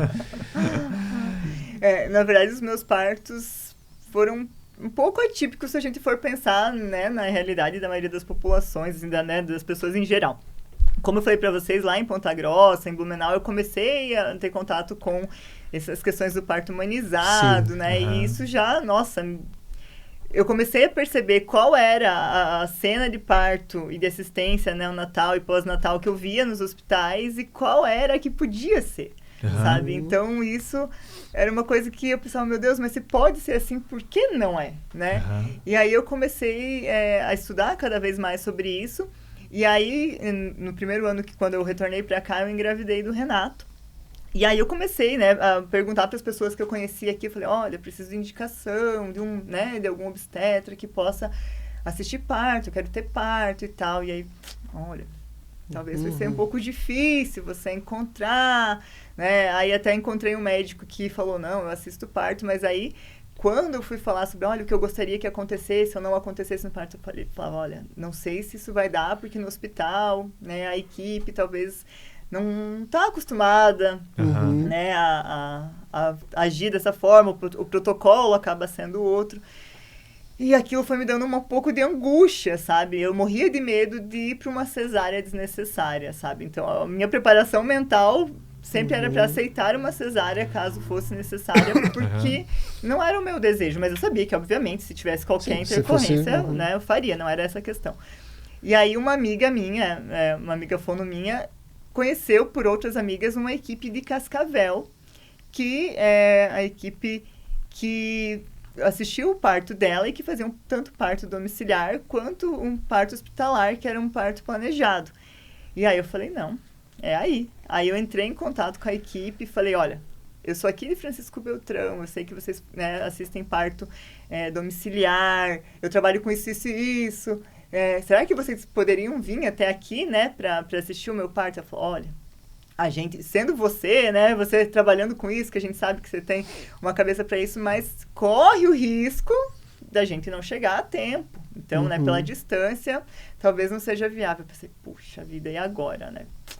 O que eu vou fazer? E assim, conforme eu fui estudar, de fato, fui conversar com os profissionais, eu fui no hospital, que seria o hospital de referência para o nascimento do meu filho, conversar, né, com os coordenadores, para entender o que eu poderia fazer, o que não poderia acontecer, né, dentro do que eu esperava. E eu vi que não ia rolar. E aí eu falei... A minha irmã morava em Cascavel na época. E aí eu falei pro Eduardo, a gente vai pra Cascavel pra eu ter essa criança. Não vou ter aqui. E aí eu trabalhei até as 40 semanas. E aí eu fui pra Cascavel. E aí eu fiquei a última semana lá, pensando, vou vir esperando, né? Vou esperar quando a criança quiser nascer. E assim, uma semana que passou... uma eternidade, né? Porque gestação inteira, trabalhando, aquele pique nunca parar, e aí você para aquela semana, você já não sabe o que fazer. Eu já tava, assim, entediada, eu já tava, meu Deus, a criança não nasce nunca. E aí a equipe, não, calma, né? Se a gente vê que vai precisar de uma indução, a gente vai encaminhar para uma indução e tal.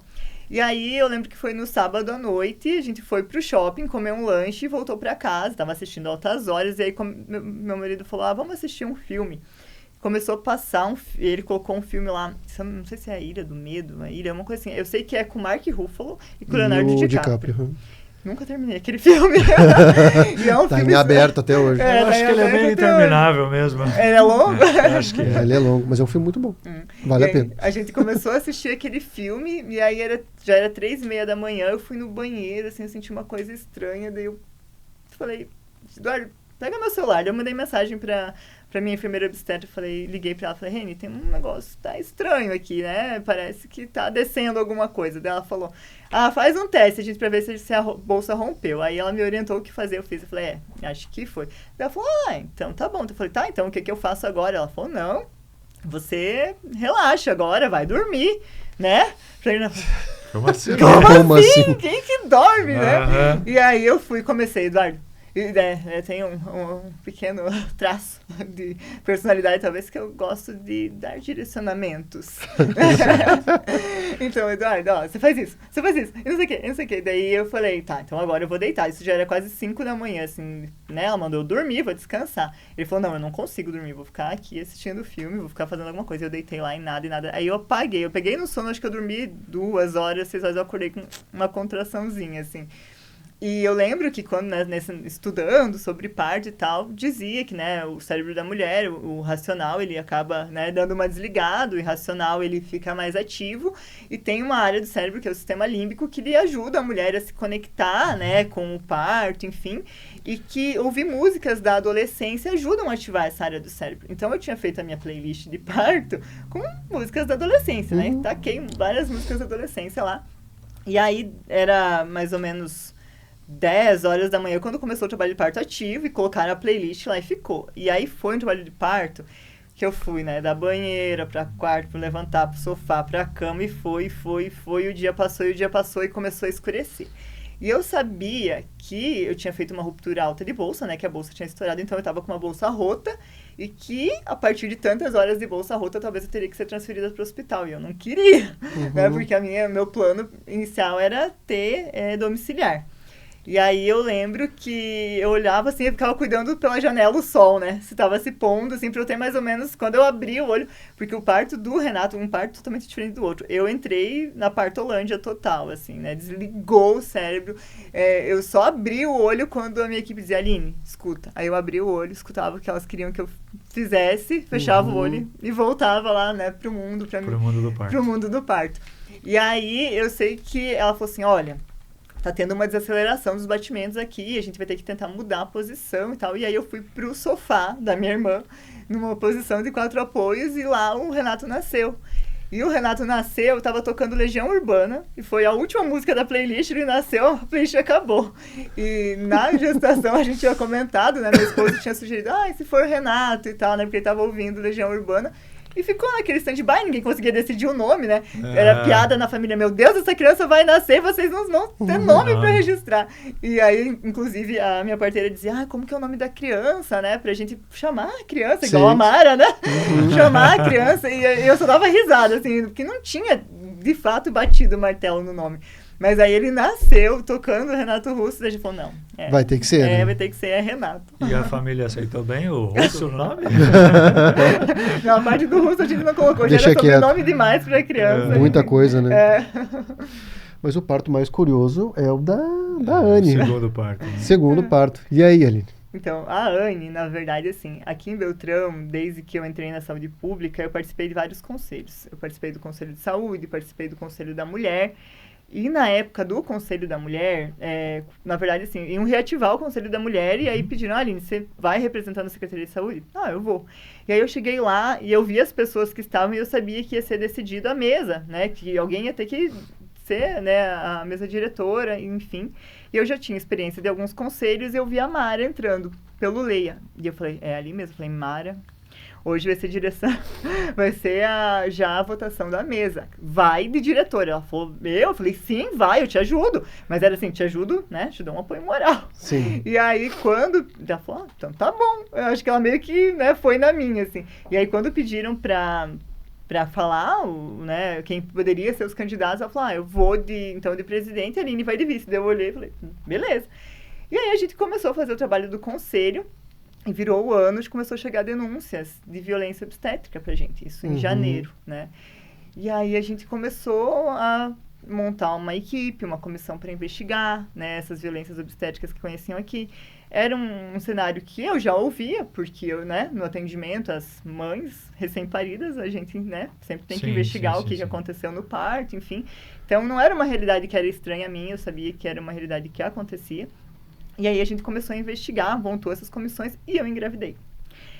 Então, o contexto da gestação da Anne foi a gestação inteira eu ouvindo vítimas de violência obstétrica falando sobre o que elas tinham passado, né, no parto.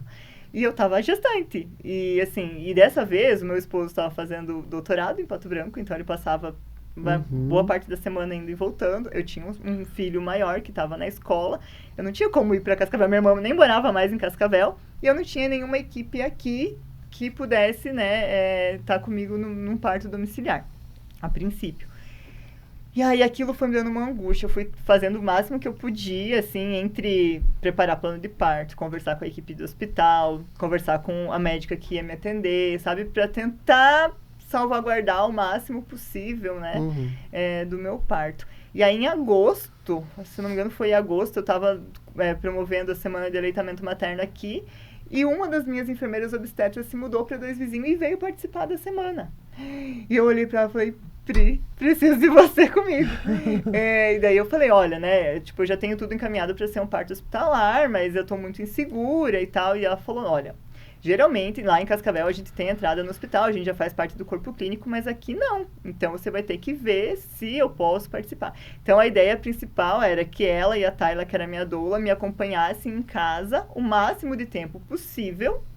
E aí quando, né, tivesse já num período mais próximo do nascimento, que eu fosse para o hospital.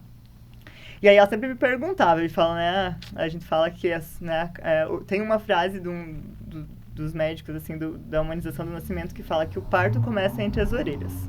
Você tem que se preparar psicologicamente, porque um parto é um evento natural e que você não tem controle, né?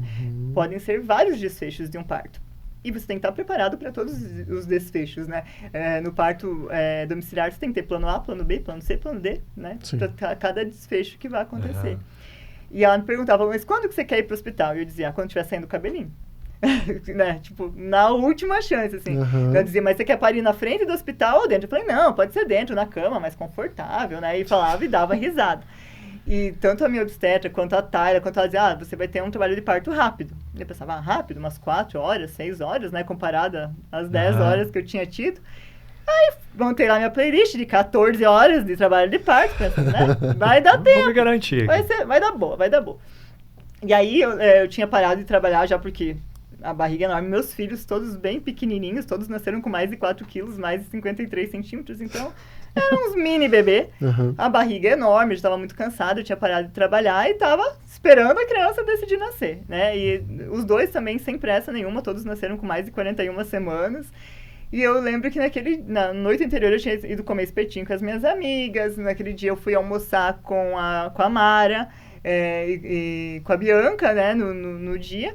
E aí eu tinha marcado uma acupuntura com a Sheila, inclusive ela já veio aqui. Porque tinha falado, às vezes, né, uma acupuntura ajuda a induzir. Sim. Daí eu fui lá e eu falei, Sheila, então eu vou te contar, né? Eu tô grávida, vou ter o bebê, vai ter em hospital, e o meu contexto é esse, né? Eu tô apreensiva, assim, né? Sobre o que pode acontecer, sobre o que não pode acontecer. E daí ela falou, não, conversou muito comigo, muito tranquila. Ela falou assim, olha, eu já fiz acupuntura numa mãe que nasceu na porta do hospital, lá em Pato Branco, se eu não me engano. Mas olha, que profeta essa Sheila. Além de tudo é profeta. Exatamente. E aí tá, beleza, saí de lá muito mais leve, tranquilo e tal. E eu fui pra casa e eu pensei, vou fazer um bolo, porque eu tinha ido fazer fisiopélvica de manhã com a Tayla. Eu falei, brinquei com ela que a gente tinha que fazer bolo porque tinha sido o aniversário dela. Eu falei, vou fazer um bolo. Eu falei, não, mas quer saber? Eu vou dar uma dormidinha. E naquele dia o meu esposo tinha saído 5 da manhã pra ir pra Pato Branco e ele só ia voltar passado das 10 da noite, porque ele ia dar aula à noite, enfim. E no final da tarde, levei meu filho pra natação e ele pediu pra ir dormir na casa do meu cunhado, que minha sogra tava lá. Eu falei assim, Renato, mas será? Ele insistiu. Eu falei, tá, beleza, eu te levo. Levei ele, meu cunhado me trouxe em casa. Eu cheguei em casa e fui pra tomar banho. A hora que eu fui tomar banho, eu percebi que tinha saído o tampão. Isso era 9h30 da noite. Saí do tampão, que é um dos sinais que o parto se aproxima. Não quer dizer que ele já vai começar, às vezes, né? O do Renato ficou mais de uma semana sendo tampão. Mas eu tirei uma foto e mandei no grupo, né? Da equipe. Falei, tem um sinal aí. O que eu faço agora? Eu tava indo tomar banho e depois eu ia comer. Daí a Tayla falou, não, vai comer primeiro, aí você vai pro banho, ficar na bola um pouco e tal. Daí, né, coloquei minha música lá. De parto, 10 e pouco da noite, chegou o Eduardo e falou, e aí, tá nascendo? Falei, não, por enquanto, nada, né? Só foi o tampão. E aí a gente conversou e tal, ele foi falar, preciso mandar um trabalho ainda pro doutorado. E aí deu 11 da noite, eu deitada lá na cama, conversando com a minha irmã, com as minhas amigas no WhatsApp e tal. De repente eu senti um negócio estranho, assim, que foi diferente do que eu senti do Renato. A contração da Anne e do Renato foram diferentes. Era 11h19 Daí eu falei, ixi, esse negócio tá esquisito aqui, tá estranho. Daí ele falou, nossa, você ficou pálida. Eu falei, mas doeu. Aí eu liguei pra Tayla. Liguei pra Pri primeiro, né? Eu falei, Pri, acho que, né, tô em trabalho de parto. E ela tava em 2 vizinhos. Ela falou, não, tranquilo, liga pra Tayla, liga pro resto da equipe, que eu vou pegar as minhas coisas aqui e tô indo te encontrar. Desliguei, 11h19, 11h20, Tayla, acho que vai engrenar o negócio. Você consegue vir pra cá? Não, vou tomar uma ducha rápida aqui e já tô indo. E nisso, tipo, enquanto eu tava na ligação, já começou as contrações, uma em cima da outra. Tá doendo esse negócio aqui. E eu comecei a cronometrar, né? Tinha um aplicativo de cronometrar. As minhas contrações já começaram de 4 em 4 minutos. E aí, assim, menos de 10 minutos, eu já tava em 2 minutos. E aí, de 1 em 1 minuto. A Tayla chegou em casa, a hora que rompeu a minha bolsa, era 10 pra meia-noite. 10 pra meia-noite, a Tayla subiu a escada, tava no banheiro já assim, azul, né? Aquela contração no auge. E daí ela falou, vamos pro hospital? Eu falei, vamos. E aí eu falando, Eduardo, cadê a Priscila que não chegou ainda? E ela falou, não, ela tá falando aqui no grupo que, né, já tá vindo. E aí eu descendo as escadas, já comecei a ter puxo, que é quando o bebê já tá saindo, assim. E aí, quando eu fui entrar no carro, a Priscila chegou no portão de casa e ela entrou no carro comigo. Então estávamos eu e a Priscila no banco de trás, a Tayla falou, eu vou indo, ela já tinha ligado pro obstetra e tal, tô indo pra frente do hospital. E eu com o olho fechado nessas horas, já porque, né, tava lá no power da contração. E eu vejo que o negócio tava muito parado, daí eu ouço o Eduardo falar, vai, filhote. E ele com aquela paciência de monge zen budista que é, eu falei, Eduardo, liga o alerta e vai, pelo amor de Deus. Ele tava parado no semáforo, que tava só no alerta, inclusive, porque já era meia-noite, esperando uma moto passar. Muito calmamente. E aí, eu sei que ele foi, e daí ele começou a falar, mas onde para? Aonde para? Aí eu abri o olho, ele já tinha passado a policlínica. Eu falei, volta de ré! E ele voltou, e ele parou na vaga de estacionamento, desceu do carro. No que ele desceu, a Tayla também tava descendo, só fez sinal pra minha obstetra que tava na recepção me esperando. A minha obstetra entrou no carro, no que a minha obstetra entrou, tava eu, a Priscila e ela, um puxo aí nasceu. Não deu tempo. Nasceu no carro. Nasceu no carro. Você não tem filhos nascidos no hospital, né? Não. Eu tenho uma placenta parida no hospital, porque eu entrei pra parir a placenta lá dentro. Mas o pior é que, assim, eu não tinha mais nada pra fazer no hospital. E ainda me internaram. Me deixaram até no Teve a internação igual. Mas deixa eu ir embora, né? Já foi, já acabou. Sim, já tá tudo certo. Tá tudo certo, não tem mais nada pra fazer aqui, assim. Mas, assim, é engraçado porque eu acho que o contexto tem muito a ver, assim. A gente, né, o inconsciente, a gente não... Cada parte é uma parte, a gente não tem como saber quanto vai durar, mas eu acho que a minha apreensão, né, e, assim, fui super bem tratada no hospital, não tive problema nenhum, né, em relação a isso, com a equipe, enfim. Mas eu tinha muito receio por todas as histórias que eu tinha ouvido. Tudo que tu estava escutando, né? E Aline, como que a experiência dos teus partos contribuíram na tua vida profissional depois? Eu acho que perceber, assim, o quanto que está interligado esse começo da vida, sabe? Com o desenvolvimento das crianças. E não só isso, assim, como que é a relação da mãe com o filho, né? Porque a gente sabe que uma experiência mais violenta ou que a mãe não estava bem, tanto para a gestação quanto para o nascimento da criança, ou que tenha acontecido uma intercorrência, né? A gente sabe que tem toda essa questão do luto também. E isso impacta na formação de vínculo, né? Eu que trabalhava muito com a amamentação, às vezes as mães vinham, não estou conseguindo amamentar, né? Não estou conseguindo produzir leite. E aí a gente vai conversando e a gente vai descobrindo, sabe? Essa gestação, como que foi aquela gestação, como que foi o momento do parto. E aí ouvir muita coisa, né? Que às vezes não é legal de ter acontecido. E aí a gente sabe que a mulher passa por um período de uma depressão fisiológica pós-parto ali, que é o baby blues, né? Nos primeiros 15 dias, por questões hormonais até. E que isso pode se potencializar. Então, né, você conseguir ter uma formação de vínculo com o teu filho, você conseguir amamentar, você conseguir estar próximo do seu filho, tem muito a ver com essas experiências que você passou e que são muito marcantes, né? É um momento que você está em extrema vulnerabilidade no nascimento do seu filho, seja qual for a via, né? É um momento que é para dar certo. E aí, então, acaba sendo muito sofrido e isso acaba impactando muito. E a gente sabe que também tem todas as questões da saúde materna que impactam na saúde infantil, né? E como que é importante esses primeiros momentos de vida. Por exemplo, né, hoje eu trabalho bastante com dificuldades alimentares infantis, desde bebês, né, que só mamam, até crianças maiores que não conseguem se alimentar ou que têm uma restrição muito grande na sua alimentação, crianças que comem só pouquíssimos alimentos ou que são alimentos, só alimentos amarelos, só alimentos pastosos ou não conseguem mastigar alimentos mais sólidos. E aí a gente sabe, né, as pesquisas têm mostrando e a gente percebe isso também na prática clínica, o quanto que, como foi essas primeiras experiências de amamentação, de alimentação, seja se foi por mamadeira, seja se for por sonda, seja se for, né, por seio materno, quanto que isso vai impactar, né, no desenvolvimento sensório-motor oral desse bebê, né, que é a boca, que é nessa função de alimentação, né, como que essa criança aprendeu a se alimentar, se é uma criança, por exemplo, que tinha qualquer patologia. A gente sabe que crianças, né, de UTI, por exemplo, são crianças que são muito manipuladas. E tem muita manipulação oral. Então, por exemplo, um bebê que nasce a termo, nasce saudável, sem nenhuma intercorrência, e é aspirado, tem aspiração de via aérea, isso pode, inclusive, retardar a amamentação, porque ele vai sentir aquilo como um estímulo nocivo. Sim, né? sim. E ele nunca teve nenhuma experiência na boca, ele só engoliu o líquido amniótico e chupava o seu dedo na barriga da mãe, né? Então, a primeira experiência que ele tem extraútero, que já é um período de transição, de adaptação, ele Sim, é traumático. É traumático, são memórias que vão se registrando, né? E aí, quando você vai investigando como que foi, né, o desenvolvimento da criança, você percebe que tem essas nuances.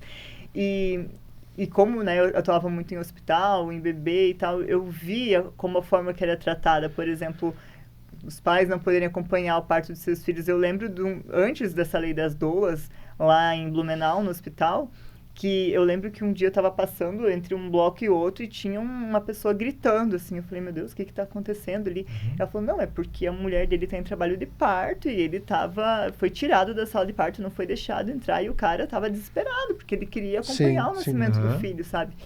E então, mãe imobilizada, com dor, sabe, durante o trabalho de parto, sem ser oferecido nenhum tipo de método de alívio, né, farmacológico ou não farmacológico, o quanto que essas experiências impactam na saúde mental das mulheres, sabe? E o quanto que isso impacta na saúde, no relacionamento, no cuidado com os seus filhos. É uma cascata.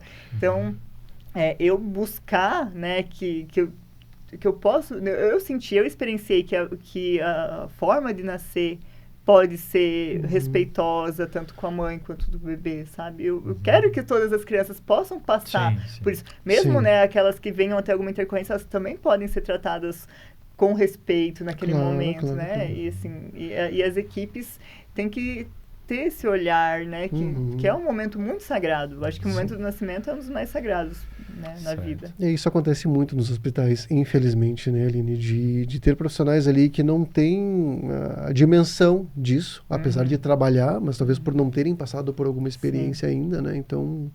Mas esses exemplos que você trouxe ali, Aline, se caracteriza como violência obstétrica? Sim. A mãe está vulnerável, né, por exemplo, se ela está com dor, e você tem formas de colocar ela numa posição diferente, fazer ela caminhar, fazer ela sentar numa bola, ir para baixo do chuveiro. São formas não farmacológicas de alívio da dor e que são extremamente simples e que a gente tem acesso. Não é a gente não precisa de tecnologia de ponta, uma tecnologia dura que a gente chama, né, de equipamentos para promover isso. Pelo contrário, é a tecnologia humana, é você, né, dar um toque, dar uma palavra de conforto, você fazer uma massagem. Então, a gente sabe que tem muita violência verbal, né? Assim, da mãe tá sentindo dor e a gente sabe o quanto é importante vocalizar. Não lembro se a Tayla falou isso. Vocalizar na hora do parto, porque a nossa laringe tem relação com o útero e com o canal vaginal. Então, quando você vocaliza, você abre a laringe e abre o canal vaginal, abre a pelve para o bebê passar. Tem a forma certa de gritar, né? Porque o que eu lembro da Tayla no meu parto é eu gritando, ela gritando do jeito que era para eu gritar, para eu lembrar como que era para, né, abrir laringe e tal. E falando para eu respirar. Então, falar, fica quieta, na hora de fazer você não gritou, né? Então, tem, assim... Muito pesado. A gente ouvia, assim, dos relatos que a gente ouviu, mães falaram assim, o médico falando bem assim, porque você está me atrapalhando, depois seu filho vai daqui direto para pai e a culpa é minha. Então, assim, falas extremamente pesadas, capacitistas e horríveis, assim, de serem faladas. o pai não poder entrar, né, e acompanhar o trabalho de parto, se assim for o desejo do pai e da mãe, porque o pai não é acompanhante, o pai é o pai da criança, né, então a mãe não ter direito a ser o acompanhante. Quando teve, por exemplo, a aprovação da lei das doulas, é uma lei, né, a lei do pai estar presente no parto, ter um acompanhante de parto, ela é antiguíssima, ela é da década de 90. E não ser respeitado, né? O pai não poder acompanhar o nascimento do filho, a doula ser barrada, não poder, né, estar junto com a mulher, que é uma pessoa de confiança dela na hora do trabalho de parto. A mulher, então, ser privada de ambular, de tomar água, de se alimentar. Gente, trabalho de parto é pauleira, né? Assim, é uma maratona. Você precisa ter energia, você precisa estar bem alimentada, você precisa estar hidratada para conseguir, né, passar por isso. E também tem as violências com o bebê, como eu falei, né? Aspirar a via aérea de um bebê sem necessidade pode ser caracterizado como uma violência obstétrica. Separar o bebê da sua mãe é uma violência obstétrica e é muito comum, infelizmente. A gente sabe que tem a hora de ouro, que é a primeira hora de vida, que é onde acontece o imprint, que é o olho no olho da mãe e do bebê, onde os hormônios, né, a ocitocina e tal, vão ajudar a mãe a criar o vínculo com aquele bebê, o bebê reconhecer a sua mãe, né, pelo cheiro, pela voz da mãe, pelo olhar, e vai ajudar, inclusive, na amamentação, porque tem os hormônios que vão ajudar, né, ali na descida do leite, colocar o bebê no seio materno, por mais que ele não necessariamente vá mamar, mas para ele sentir o gosto, sentir o cheiro, isso vai ativando os receptores cerebrais do bebê, para que ele consiga depois fazer os movimentos de sucção. E o que acontece, né? O bebê nasce, às vezes colocam do lado da mãe para tirar uma fotinho e somem com o bebê. E aí a mãe vai ter contato com o bebê 3 horas depois, 2 horas depois. Sim. Você já perdeu a janela de maior disponibilidade neurológica e hormonal para você incentivar a amamentação, para você incentivar a vínculo. Sim. E a gente sabe que tem bebês que não nascem bem, que vão precisar de suporte, então vão ter que, né, precisar de outra história. É outra história. A gente tá falando de bebês que nasceram bem, numa gestação que tá bem, que a mãe tá bem, que tá tudo bem, sabe? O lugar da mãe é com o bebê. Né? O bebê tem que ficar com a mãe, ele é indefeso, então ele não pode estar desacompanhado nos procedimentos que são realizados. Os procedimentos podem ser feitos no colo da mãe, né? A criança não vai engordar ou perder peso em 1 hora, ou esticar ou, né, diminuir. Então, qual é a urgência de você pesar? Qual é a urgência de você medir essa criança? Né? A urgência é que ele se conecte com a mãe dele, que ele seja essa é a prioridade, né? Exatamente. E é muito, assim, pessoal, eu acho. Porque tem profissionais que, por mais que você fale, né, assim, que você explique toda a parte científica por trás, a pessoa tem, qualquer pessoa, né, ela tem que se conectar com aquilo, ela tem que entender aquilo como algo importante para ela mudar o fazer dela, né? E é muito difícil, porque muitas vezes a prática da pessoa tá tantos anos naquela forma que para ela mudar não é fácil, né? E também não tem, às vezes, um movimento nesse sentido de mudar, assim. Mas eu espero que, né, com todo o trabalho que a gente realizou e que continua acontecendo em outras vias, que as pessoas tenham se sensibilizado, no mínimo, né? E que as pessoas ouçam falar mais também para que elas possam se defender, né? Elas têm direito de fazer um plano de parto, de discutir o plano de parto com a equipe, o que é possível fazer, o que não é, né? Então, isso é muito importante. É o começo da vida, né? Ele é essencial a gente ter um bom começo para ter um bom desenvolvimento. Com certeza. Que legal. Fico feliz que a gente venha tratando desses temas aqui. De poder falar novamente desse tema, né? Porque é um tema ainda muito misterioso, né? E a gente sabe que as pessoas que estão nessa situação, né, estão para ter filho, elas estão realmente muito frágeis, né? Muito à mercê do que os outros dizem. Falta ter mais conhecimento, né? Então, divulgar essas informações é bem importante. Sim. Com certeza. Eu acho que de forma geral, né? A nossa sociedade, do jeito que ela é hoje, a sociedade moderna, ela foi perdendo essa questão de conexão, de você olhar, né, a criança, até pouco tempo atrás, ela era vista um sujeito que não tinha direitos, né? Qualquer um pode fazer qualquer coisa com a criança, né? É uma criança, e você mudar esse olhar, você perceber a criança como uma pessoa, né? Um ser humano, um indivíduo que tá ali, que tem vontades, que tem dores, que está desamparado, que precisa ser cuidado. Eu acho que isso muda a forma como a sociedade se trata, né? Se você tratar uma criança com respeito, você vai tratar um animal com respeito, você vai tratar um idoso com respeito, né? E isso só tem de expandir, né? Vai expandir. Não, exatamente. E Aline, fala pra gente, assim, qual é a função, então, do fonoaudiólogo? Né? Porque, como você falou, não é um profissional que não temos tantos aqui na cidade, né? E as pessoas têm um pouco de dificuldade de entender qual é de fato a função de um fonoaudiólogo. Sim. Tenta explicar pra gente de uma maneira bem ampla. Assim. Na verdade, quando fala de fonoaudiologia, as pessoas falam, surdo, né? Aparelho auditivo, uma pessoa surda. Ou então falam, de voz, né? Que né, como os professores, pessoas que têm problemas vocais precisam do fono para reabilitar. Ou então pensa, é para ensinar a falar. Sim. Então, geralmente, são esses pontos que são lembrados, né, na fonoaudiologia. E às vezes é difícil você mostrar para as pessoas o quanto o fonoaudiólogo pode atuar em outras áreas. A minha principal atuação aqui em Francisco Beltrão foi, até hoje, na área preventiva. Né? Quando você está em grupo de gestante, orientando sobre cuidados com o bebê, sobre amamentação, né? Sobre como você pode ajudar a potencializar o desenvolvimento daquela criança, você não está fazendo nada diretamente. A criança nem nasceu, né? Sim. Mas o quanto que você pode mudar isso. Em termos né? de prevenção, Exatamente. Então, né, existem N áreas da fonoaudiologia. Quando eu entrei, elas eram mais restritas e elas foram se expandindo. Então, hoje a gente tem fonoaudiologia estética, né, que eu tenho uma colega, uma amiga que é ótima nisso. A gente tem a parte da gerontologia, que vai trabalhar com idosos. Então, tem a parte da deglutição, né, tanto de idoso quanto de criança, com crianças com disfagia, adultos, idosos com disfagia. Então, ajudar a se alimentar, ajudar a ouvir, ajudar a aprender, ajudar, né, a se desenvolver a linguagem, a cantar, né, a ter uma sua voz bem compreendida. É muito ampla. E as pessoas acabam sempre vendo muito restrito. Eu passei por isso várias vezes, assim. Eu tive sorte, em algumas vezes, assim, na gestão, que teve gestões que falavam, Aline, né, o que você pode fazer com isso? Então, eles me davam muita... confiavam, assim, no meu trabalho, sabe? Então, por exemplo, as campanhas de amamentação, todas essas ações que eu fazia a parte de nascimento, né, da humanização do nascimento, eles conseguiam entender o quanto que isso ia impactar, né, na prevenção e no desenvolvimento.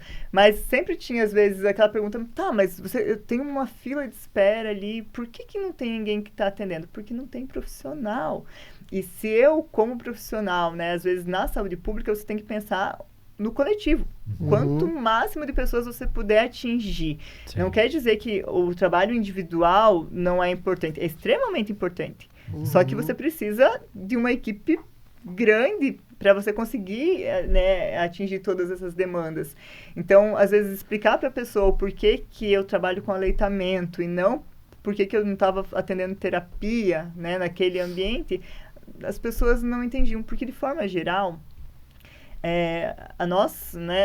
a gente veio andando muito, assim, né, a partir do surgimento do SUS, da saúde pública, né, e isso também a gente sabe que tudo tem a ver com política de governo, né, cada vai valorizar uma coisa ou outra. E a gente veio entrando com muita parte da prevenção e teve, principalmente na pandemia, se perdeu muito isso, da prevenção, porque a gente acabou com escassez de recurso profissional. A gente teve que desviar, né, para outras áreas que eram mais emergenciais naquele momento, mas que quando se retornou da pandemia acabou se perdendo muito isso, assim. E a gente também tem a questão de que quando você trabalha com prevenção, você não tem um resultado imediato.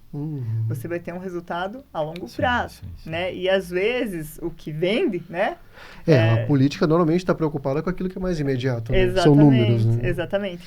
E aí, você não é uma coisa que eu quantifico para um resultado de agora. É uma coisa que eu vou ter resultados a longo prazo, mas que na verdade é o ideal, né? Que a gente pense a longo prazo. Então, não é fácil, assim, né? A gente peleia um pouco, mas seguimos aí na luta. E agora, seu Érico? Tu também tem consultório particular aqui, né, Aline? Qual é a maior demanda hoje no consultório? As pessoas também pensam, às vezes, que fono é generalista, né? Qualquer fono atende qualquer coisa. E, às vezes, quando a gente se forma, realmente, a gente atende várias áreas, né? A gente está tateando e descobrindo, né, o que a gente gosta. Mas, com o tempo, conforme a gente vai se especializando e vai estudando, a gente vai direcionando o atendimento, né, para uma área. Então, eu não fujo muito da minha área, que é a saúde materno-infantil. Então, a minha prioridade e o que mais vem para mim são crianças da primeira infância, 3, 6 anos, que aí vem, né, tanto por alimentação, um bebezinho que não está conseguindo mamar, né, ou que está com uma alteração oral, um frênulo encurtado, que precisa de uma avaliação, precisa de uma conduta, ou que por alguma outra questão não consegue se alimentar por via oral, e aí eu preciso ajudar ele, né, a se alimentar, né, se está com alguma via alternativa de alimentação, se é possível fazer a retirada. Crianças com dificuldades alimentares têm aumentando cada vez mais essa procura, porque tem se falado mais sobre isso. E isso também é, inclusive, um diagnóstico muito novo. Sempre existiu, né, o distúrbio alimentar pediátrico, mas ele não tinha esse nome. Então, tinha a criança com disfagia, a criança que não consegue comer. E aí, a ciência foi avançando nesse sentido. Então, hoje a gente sabe que tem bebezinhos, por exemplo, que só conseguem mamar dormindo. Opa, tem alguma coisa errada aí. Então, a gente vai avaliar, vai investigar e vai ajudar ele a ele se sentir confortável na alimentação, ele conseguir se alimentar. Crianças mesmo muito pequenas, que têm restrições alimentares muito sérias, então que não comem grupos inteiros de alimentos, ou que comem alimentos só de uma cor, ou só de uma textura, só de uma temperatura, e que isso impacta no desenvolvimento, porque a gente sabe que esse é, né, um dos principais fases em que a nutrição da criança tem que estar bem adequada. Então, a gente ajuda nessa parte também da alimentação, e também para o desenvolvimento de forma geral, né, de fala. Tem muito atraso de fala, e isso também veio muito depois da pandemia. Sempre teve, obviamente, mas depois da pandemia, as crianças, principalmente crianças de pandemia, ficaram muito tempo isoladas. Então, tinham contato às vezes com um cuidador principal, no máximo com os pais ou com os irmãos, não foram para a escola, não conviviam no parquinho e ficaram muito tempo em frente a telas. Né, que tem sido cada vez mais crescente isso. E fora isso, a gente tem tido aumento de outros diagnósticos de transtornos de desenvolvimento que antes não se via, né, não se passava batido. Então, vem muitas das crianças com atraso de desenvolvimento para mim, crianças muito pequenas, e eu gosto que quanto mais pequena vier, melhor, porque é aí que a gente tem mais oportunidade de trabalhar, sabe? Mais opção, então, hoje na clínica, basicamente, eu atendo a parte de alimentação e desenvolvimento de linguagem. Muito bem. E quais são os planos, Aline, do futuro profissional? Já tem um mestrado, enfim, clínica particular. O que mais está por vir? Para onde se encaminha esta menina? Né? Ou tá bom assim, é só trabalhar agora? Olha, antes da pandemia, eu cheguei a entrar em contato com uma professora para fazer doutorado, porque eu ainda gosto muito dessa área acadêmica, apesar de que hoje aqui não tem faculdade de fono, então na docência não teria como exercer. Certo. Mas eu gosto de estudar, eu sou inquieta, então é uma coisa que antes ali da pandemia eu estava indo atrás, pensando, né, é mais assim, uma questão pessoal do que, né, uma necessidade de trabalho. Mas aí veio a pandemia, enfim, aí vem filho pequeno, aí eu falei pro meu marido, vai lá você agora fazer, então depois, quem sabe eu. Então, quem sabe, não é uma porta totalmente fechada. Mas talvez em algum momento. Talvez em algum momento, né, eu vá fazer o doutorado. Estudar, a gente sempre estuda e, né, sempre está se especializando, o curso está sempre fazendo, mas eu acho que talvez um doutorado um dia, e eu acho que eu ainda gostaria de poder atuar em hospital aqui para mudar ainda um pouco mais, sabe? Dentro do hospital talvez ter um pouco mais de alcance, né? Isso, assim, justamente para esse começo, assim, sabe? Tanto de amamentação quanto para o nascimento. Quem sabe, né? Vamos ver como as coisas se encaminham na vida. E, assim, eu não sou uma pessoa que está muito presa, nossa, e agora vai ficar fazendo o resto da vida. Cada um ano me mudava, então tá tudo certo. Sim, você já está acostumado com essas, né? Mudança não é um problema. Não é, né? Se surgir uma novidade aí é só... A gente vai, tá tudo certo. Muito bem, Luciano. Chegamos ao finzinho? Chegamos à bundinha da Cuca. Muito bem. Aline, finalizamos sempre com 2 perguntas. A primeira, na verdade, é mais um convite, né? Que você possa fazer, sugerir o trabalho de alguma pessoa aí que você confie no trabalho. É uma divulgação, né? Fique à vontade para falar sobre quem você quiser, vale nepotismo, enfim, tá livre. Então, eu vou falar, né, sobre e recomendar para quem gostaria, que está gestante ou que gostaria de ter filho, e está pensando no assunto, está estudando sobre isso, gostaria de uma via natural, né, e com mais respeito, eu vou indicar o trabalho da Priscila, que é a Priscila Tives. Hoje ela mora em Dois Vizinhos. E ela, junto com a professora Lediana, da Unipar, que é a enfermeira, elas estão fazendo assistência de parto domiciliar aqui, né? Ainda é muito incipiente, né? Eles estão, assim, no começo, porque a gente tem toda uma cultura aqui, né? Sim. Mas eu vejo elas avançando, assim, mais pessoas conhecendo, e eu acho que é um trabalho incrível. Eu passei por 2 experiências com ela e é fenomenal, assim, né? Como você pode se sentir e ser cuidada nesse momento. Então, eu indico a Priscila. Vou indicar também a equipe lá do Espaço Crescer, onde eu atendo, né? A gente tem uma equipe bem ampla, que tem psicólogas, tem psicopedagoga, tem fonoaudióloga, tem terapeuta ocupacional, tem um médico psiquiatra infantil. Então, é uma equipe bem bacana e eu gosto muito de trabalhar porque realmente é uma equipe que consegue trocar, sabe? Que consegue fazer um trabalho em conjunto. Então, eu vou indicar as minhas colegas também, né? E meu colega. E eu vou também indicar o trabalho da minha irmã, que é a Karen. Ela é uma farmacêutica esteta, que ela mora em Realeza, mas ela faz atendimento online também. Ela trabalha com a parte de tricologia, então quem tá com problema de cabelo, problema de barba, né? Enfim, ela faz uns milagres na cabeça do povo aí, que é muito legal de ver. E também a parte de consulta farmacêutica para suplementação. Então é bem bacana o trabalho dela e eu fico sempre admirada com os resultados que ela posta, assim, são bem legais. Muito bom, muito bom. bem. Ótimas indicações. E vamos para a última, né? Finalize, Luciano. Não tem nada de inédita a pergunta, né? Não, Mas né? enfim, vamos lá, né? Vamos lá. Aline, se você pudesse voltar no tempo e encontrar a Aline de 17 anos de idade, que conselho você daria para ela? Olha, eu não sei se adiantaria dar algum conselho, porque a gente pensa com a cabeça da idade, né? É difícil a gente olhar diferente. Difícil, né? Difícil fazer entrar na cabeça do adolescente, né? Mas eu acho que eu falaria para se preocupar mais em não se desagradar do que se desagradar aos outros e saber impor mais seus limites, assim, colocar seus limites, sabe? Pra não surtar. É sempre bom. É importante não surtar. É uma forma boa de evitar o surto. Exatamente. Uma boa receita. Então, o surto é sempre importante. Muito bem. Muito bem. Chegamos ao fim. Baita episódio, né? Ali. Acho que é uma conversa muito produtiva e muito útil, né? Um tema que sempre vale a pena retomar, porque a gente sabe das dificuldades que existem nessa área, né? Da falta de informação que ainda existe, por mais que tenhamos muito mais acesso hoje do que havia um tempo atrás. Mas parece que é só realmente quando você está vivendo essa realidade é que você passa a se interessar e às vezes as pessoas não conseguem imaginar antes o que os outros estão passando, né? Então, o que você trouxe hoje, acho que ajuda a completar um pouquinho esse quadro aí que a gente tem de tentar trazer mais informação sobre áreas relacionadas à paternidade, à maternidade, às dificuldades, aos direitos também relacionados aí ao parto, que é uma coisa muito importante e muito pesada também, quando não sai do jeito certo, né? Exatamente.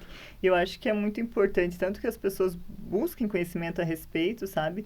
E também eu tenho a esperança que os profissionais se sensibilizem cada vez mais, assim.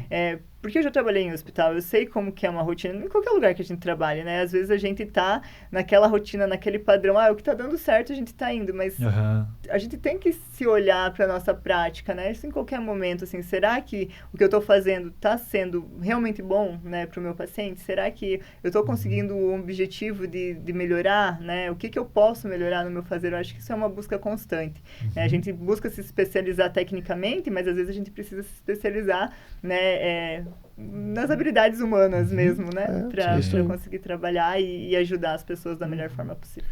Mas é mais um episódio muito esclarecedor. Ficamos muito contentes, né? Sim. Acho que esses episódios que trazem muito conteúdo e que, enfim, trazem conhecimento mesmo, ficamos sempre muito contentes. Então, eu fico feliz de participar, não foi tão difícil. Porque a pessoa fala demais também. Não pareceu que houve. Não apresentou dificuldade. Não pareceu que houve qualquer dificuldade. Não, né? Simplesmente voou, né? Então, menos mal. Isso aí. Então, obrigada. Imagina, nós que agradecemos.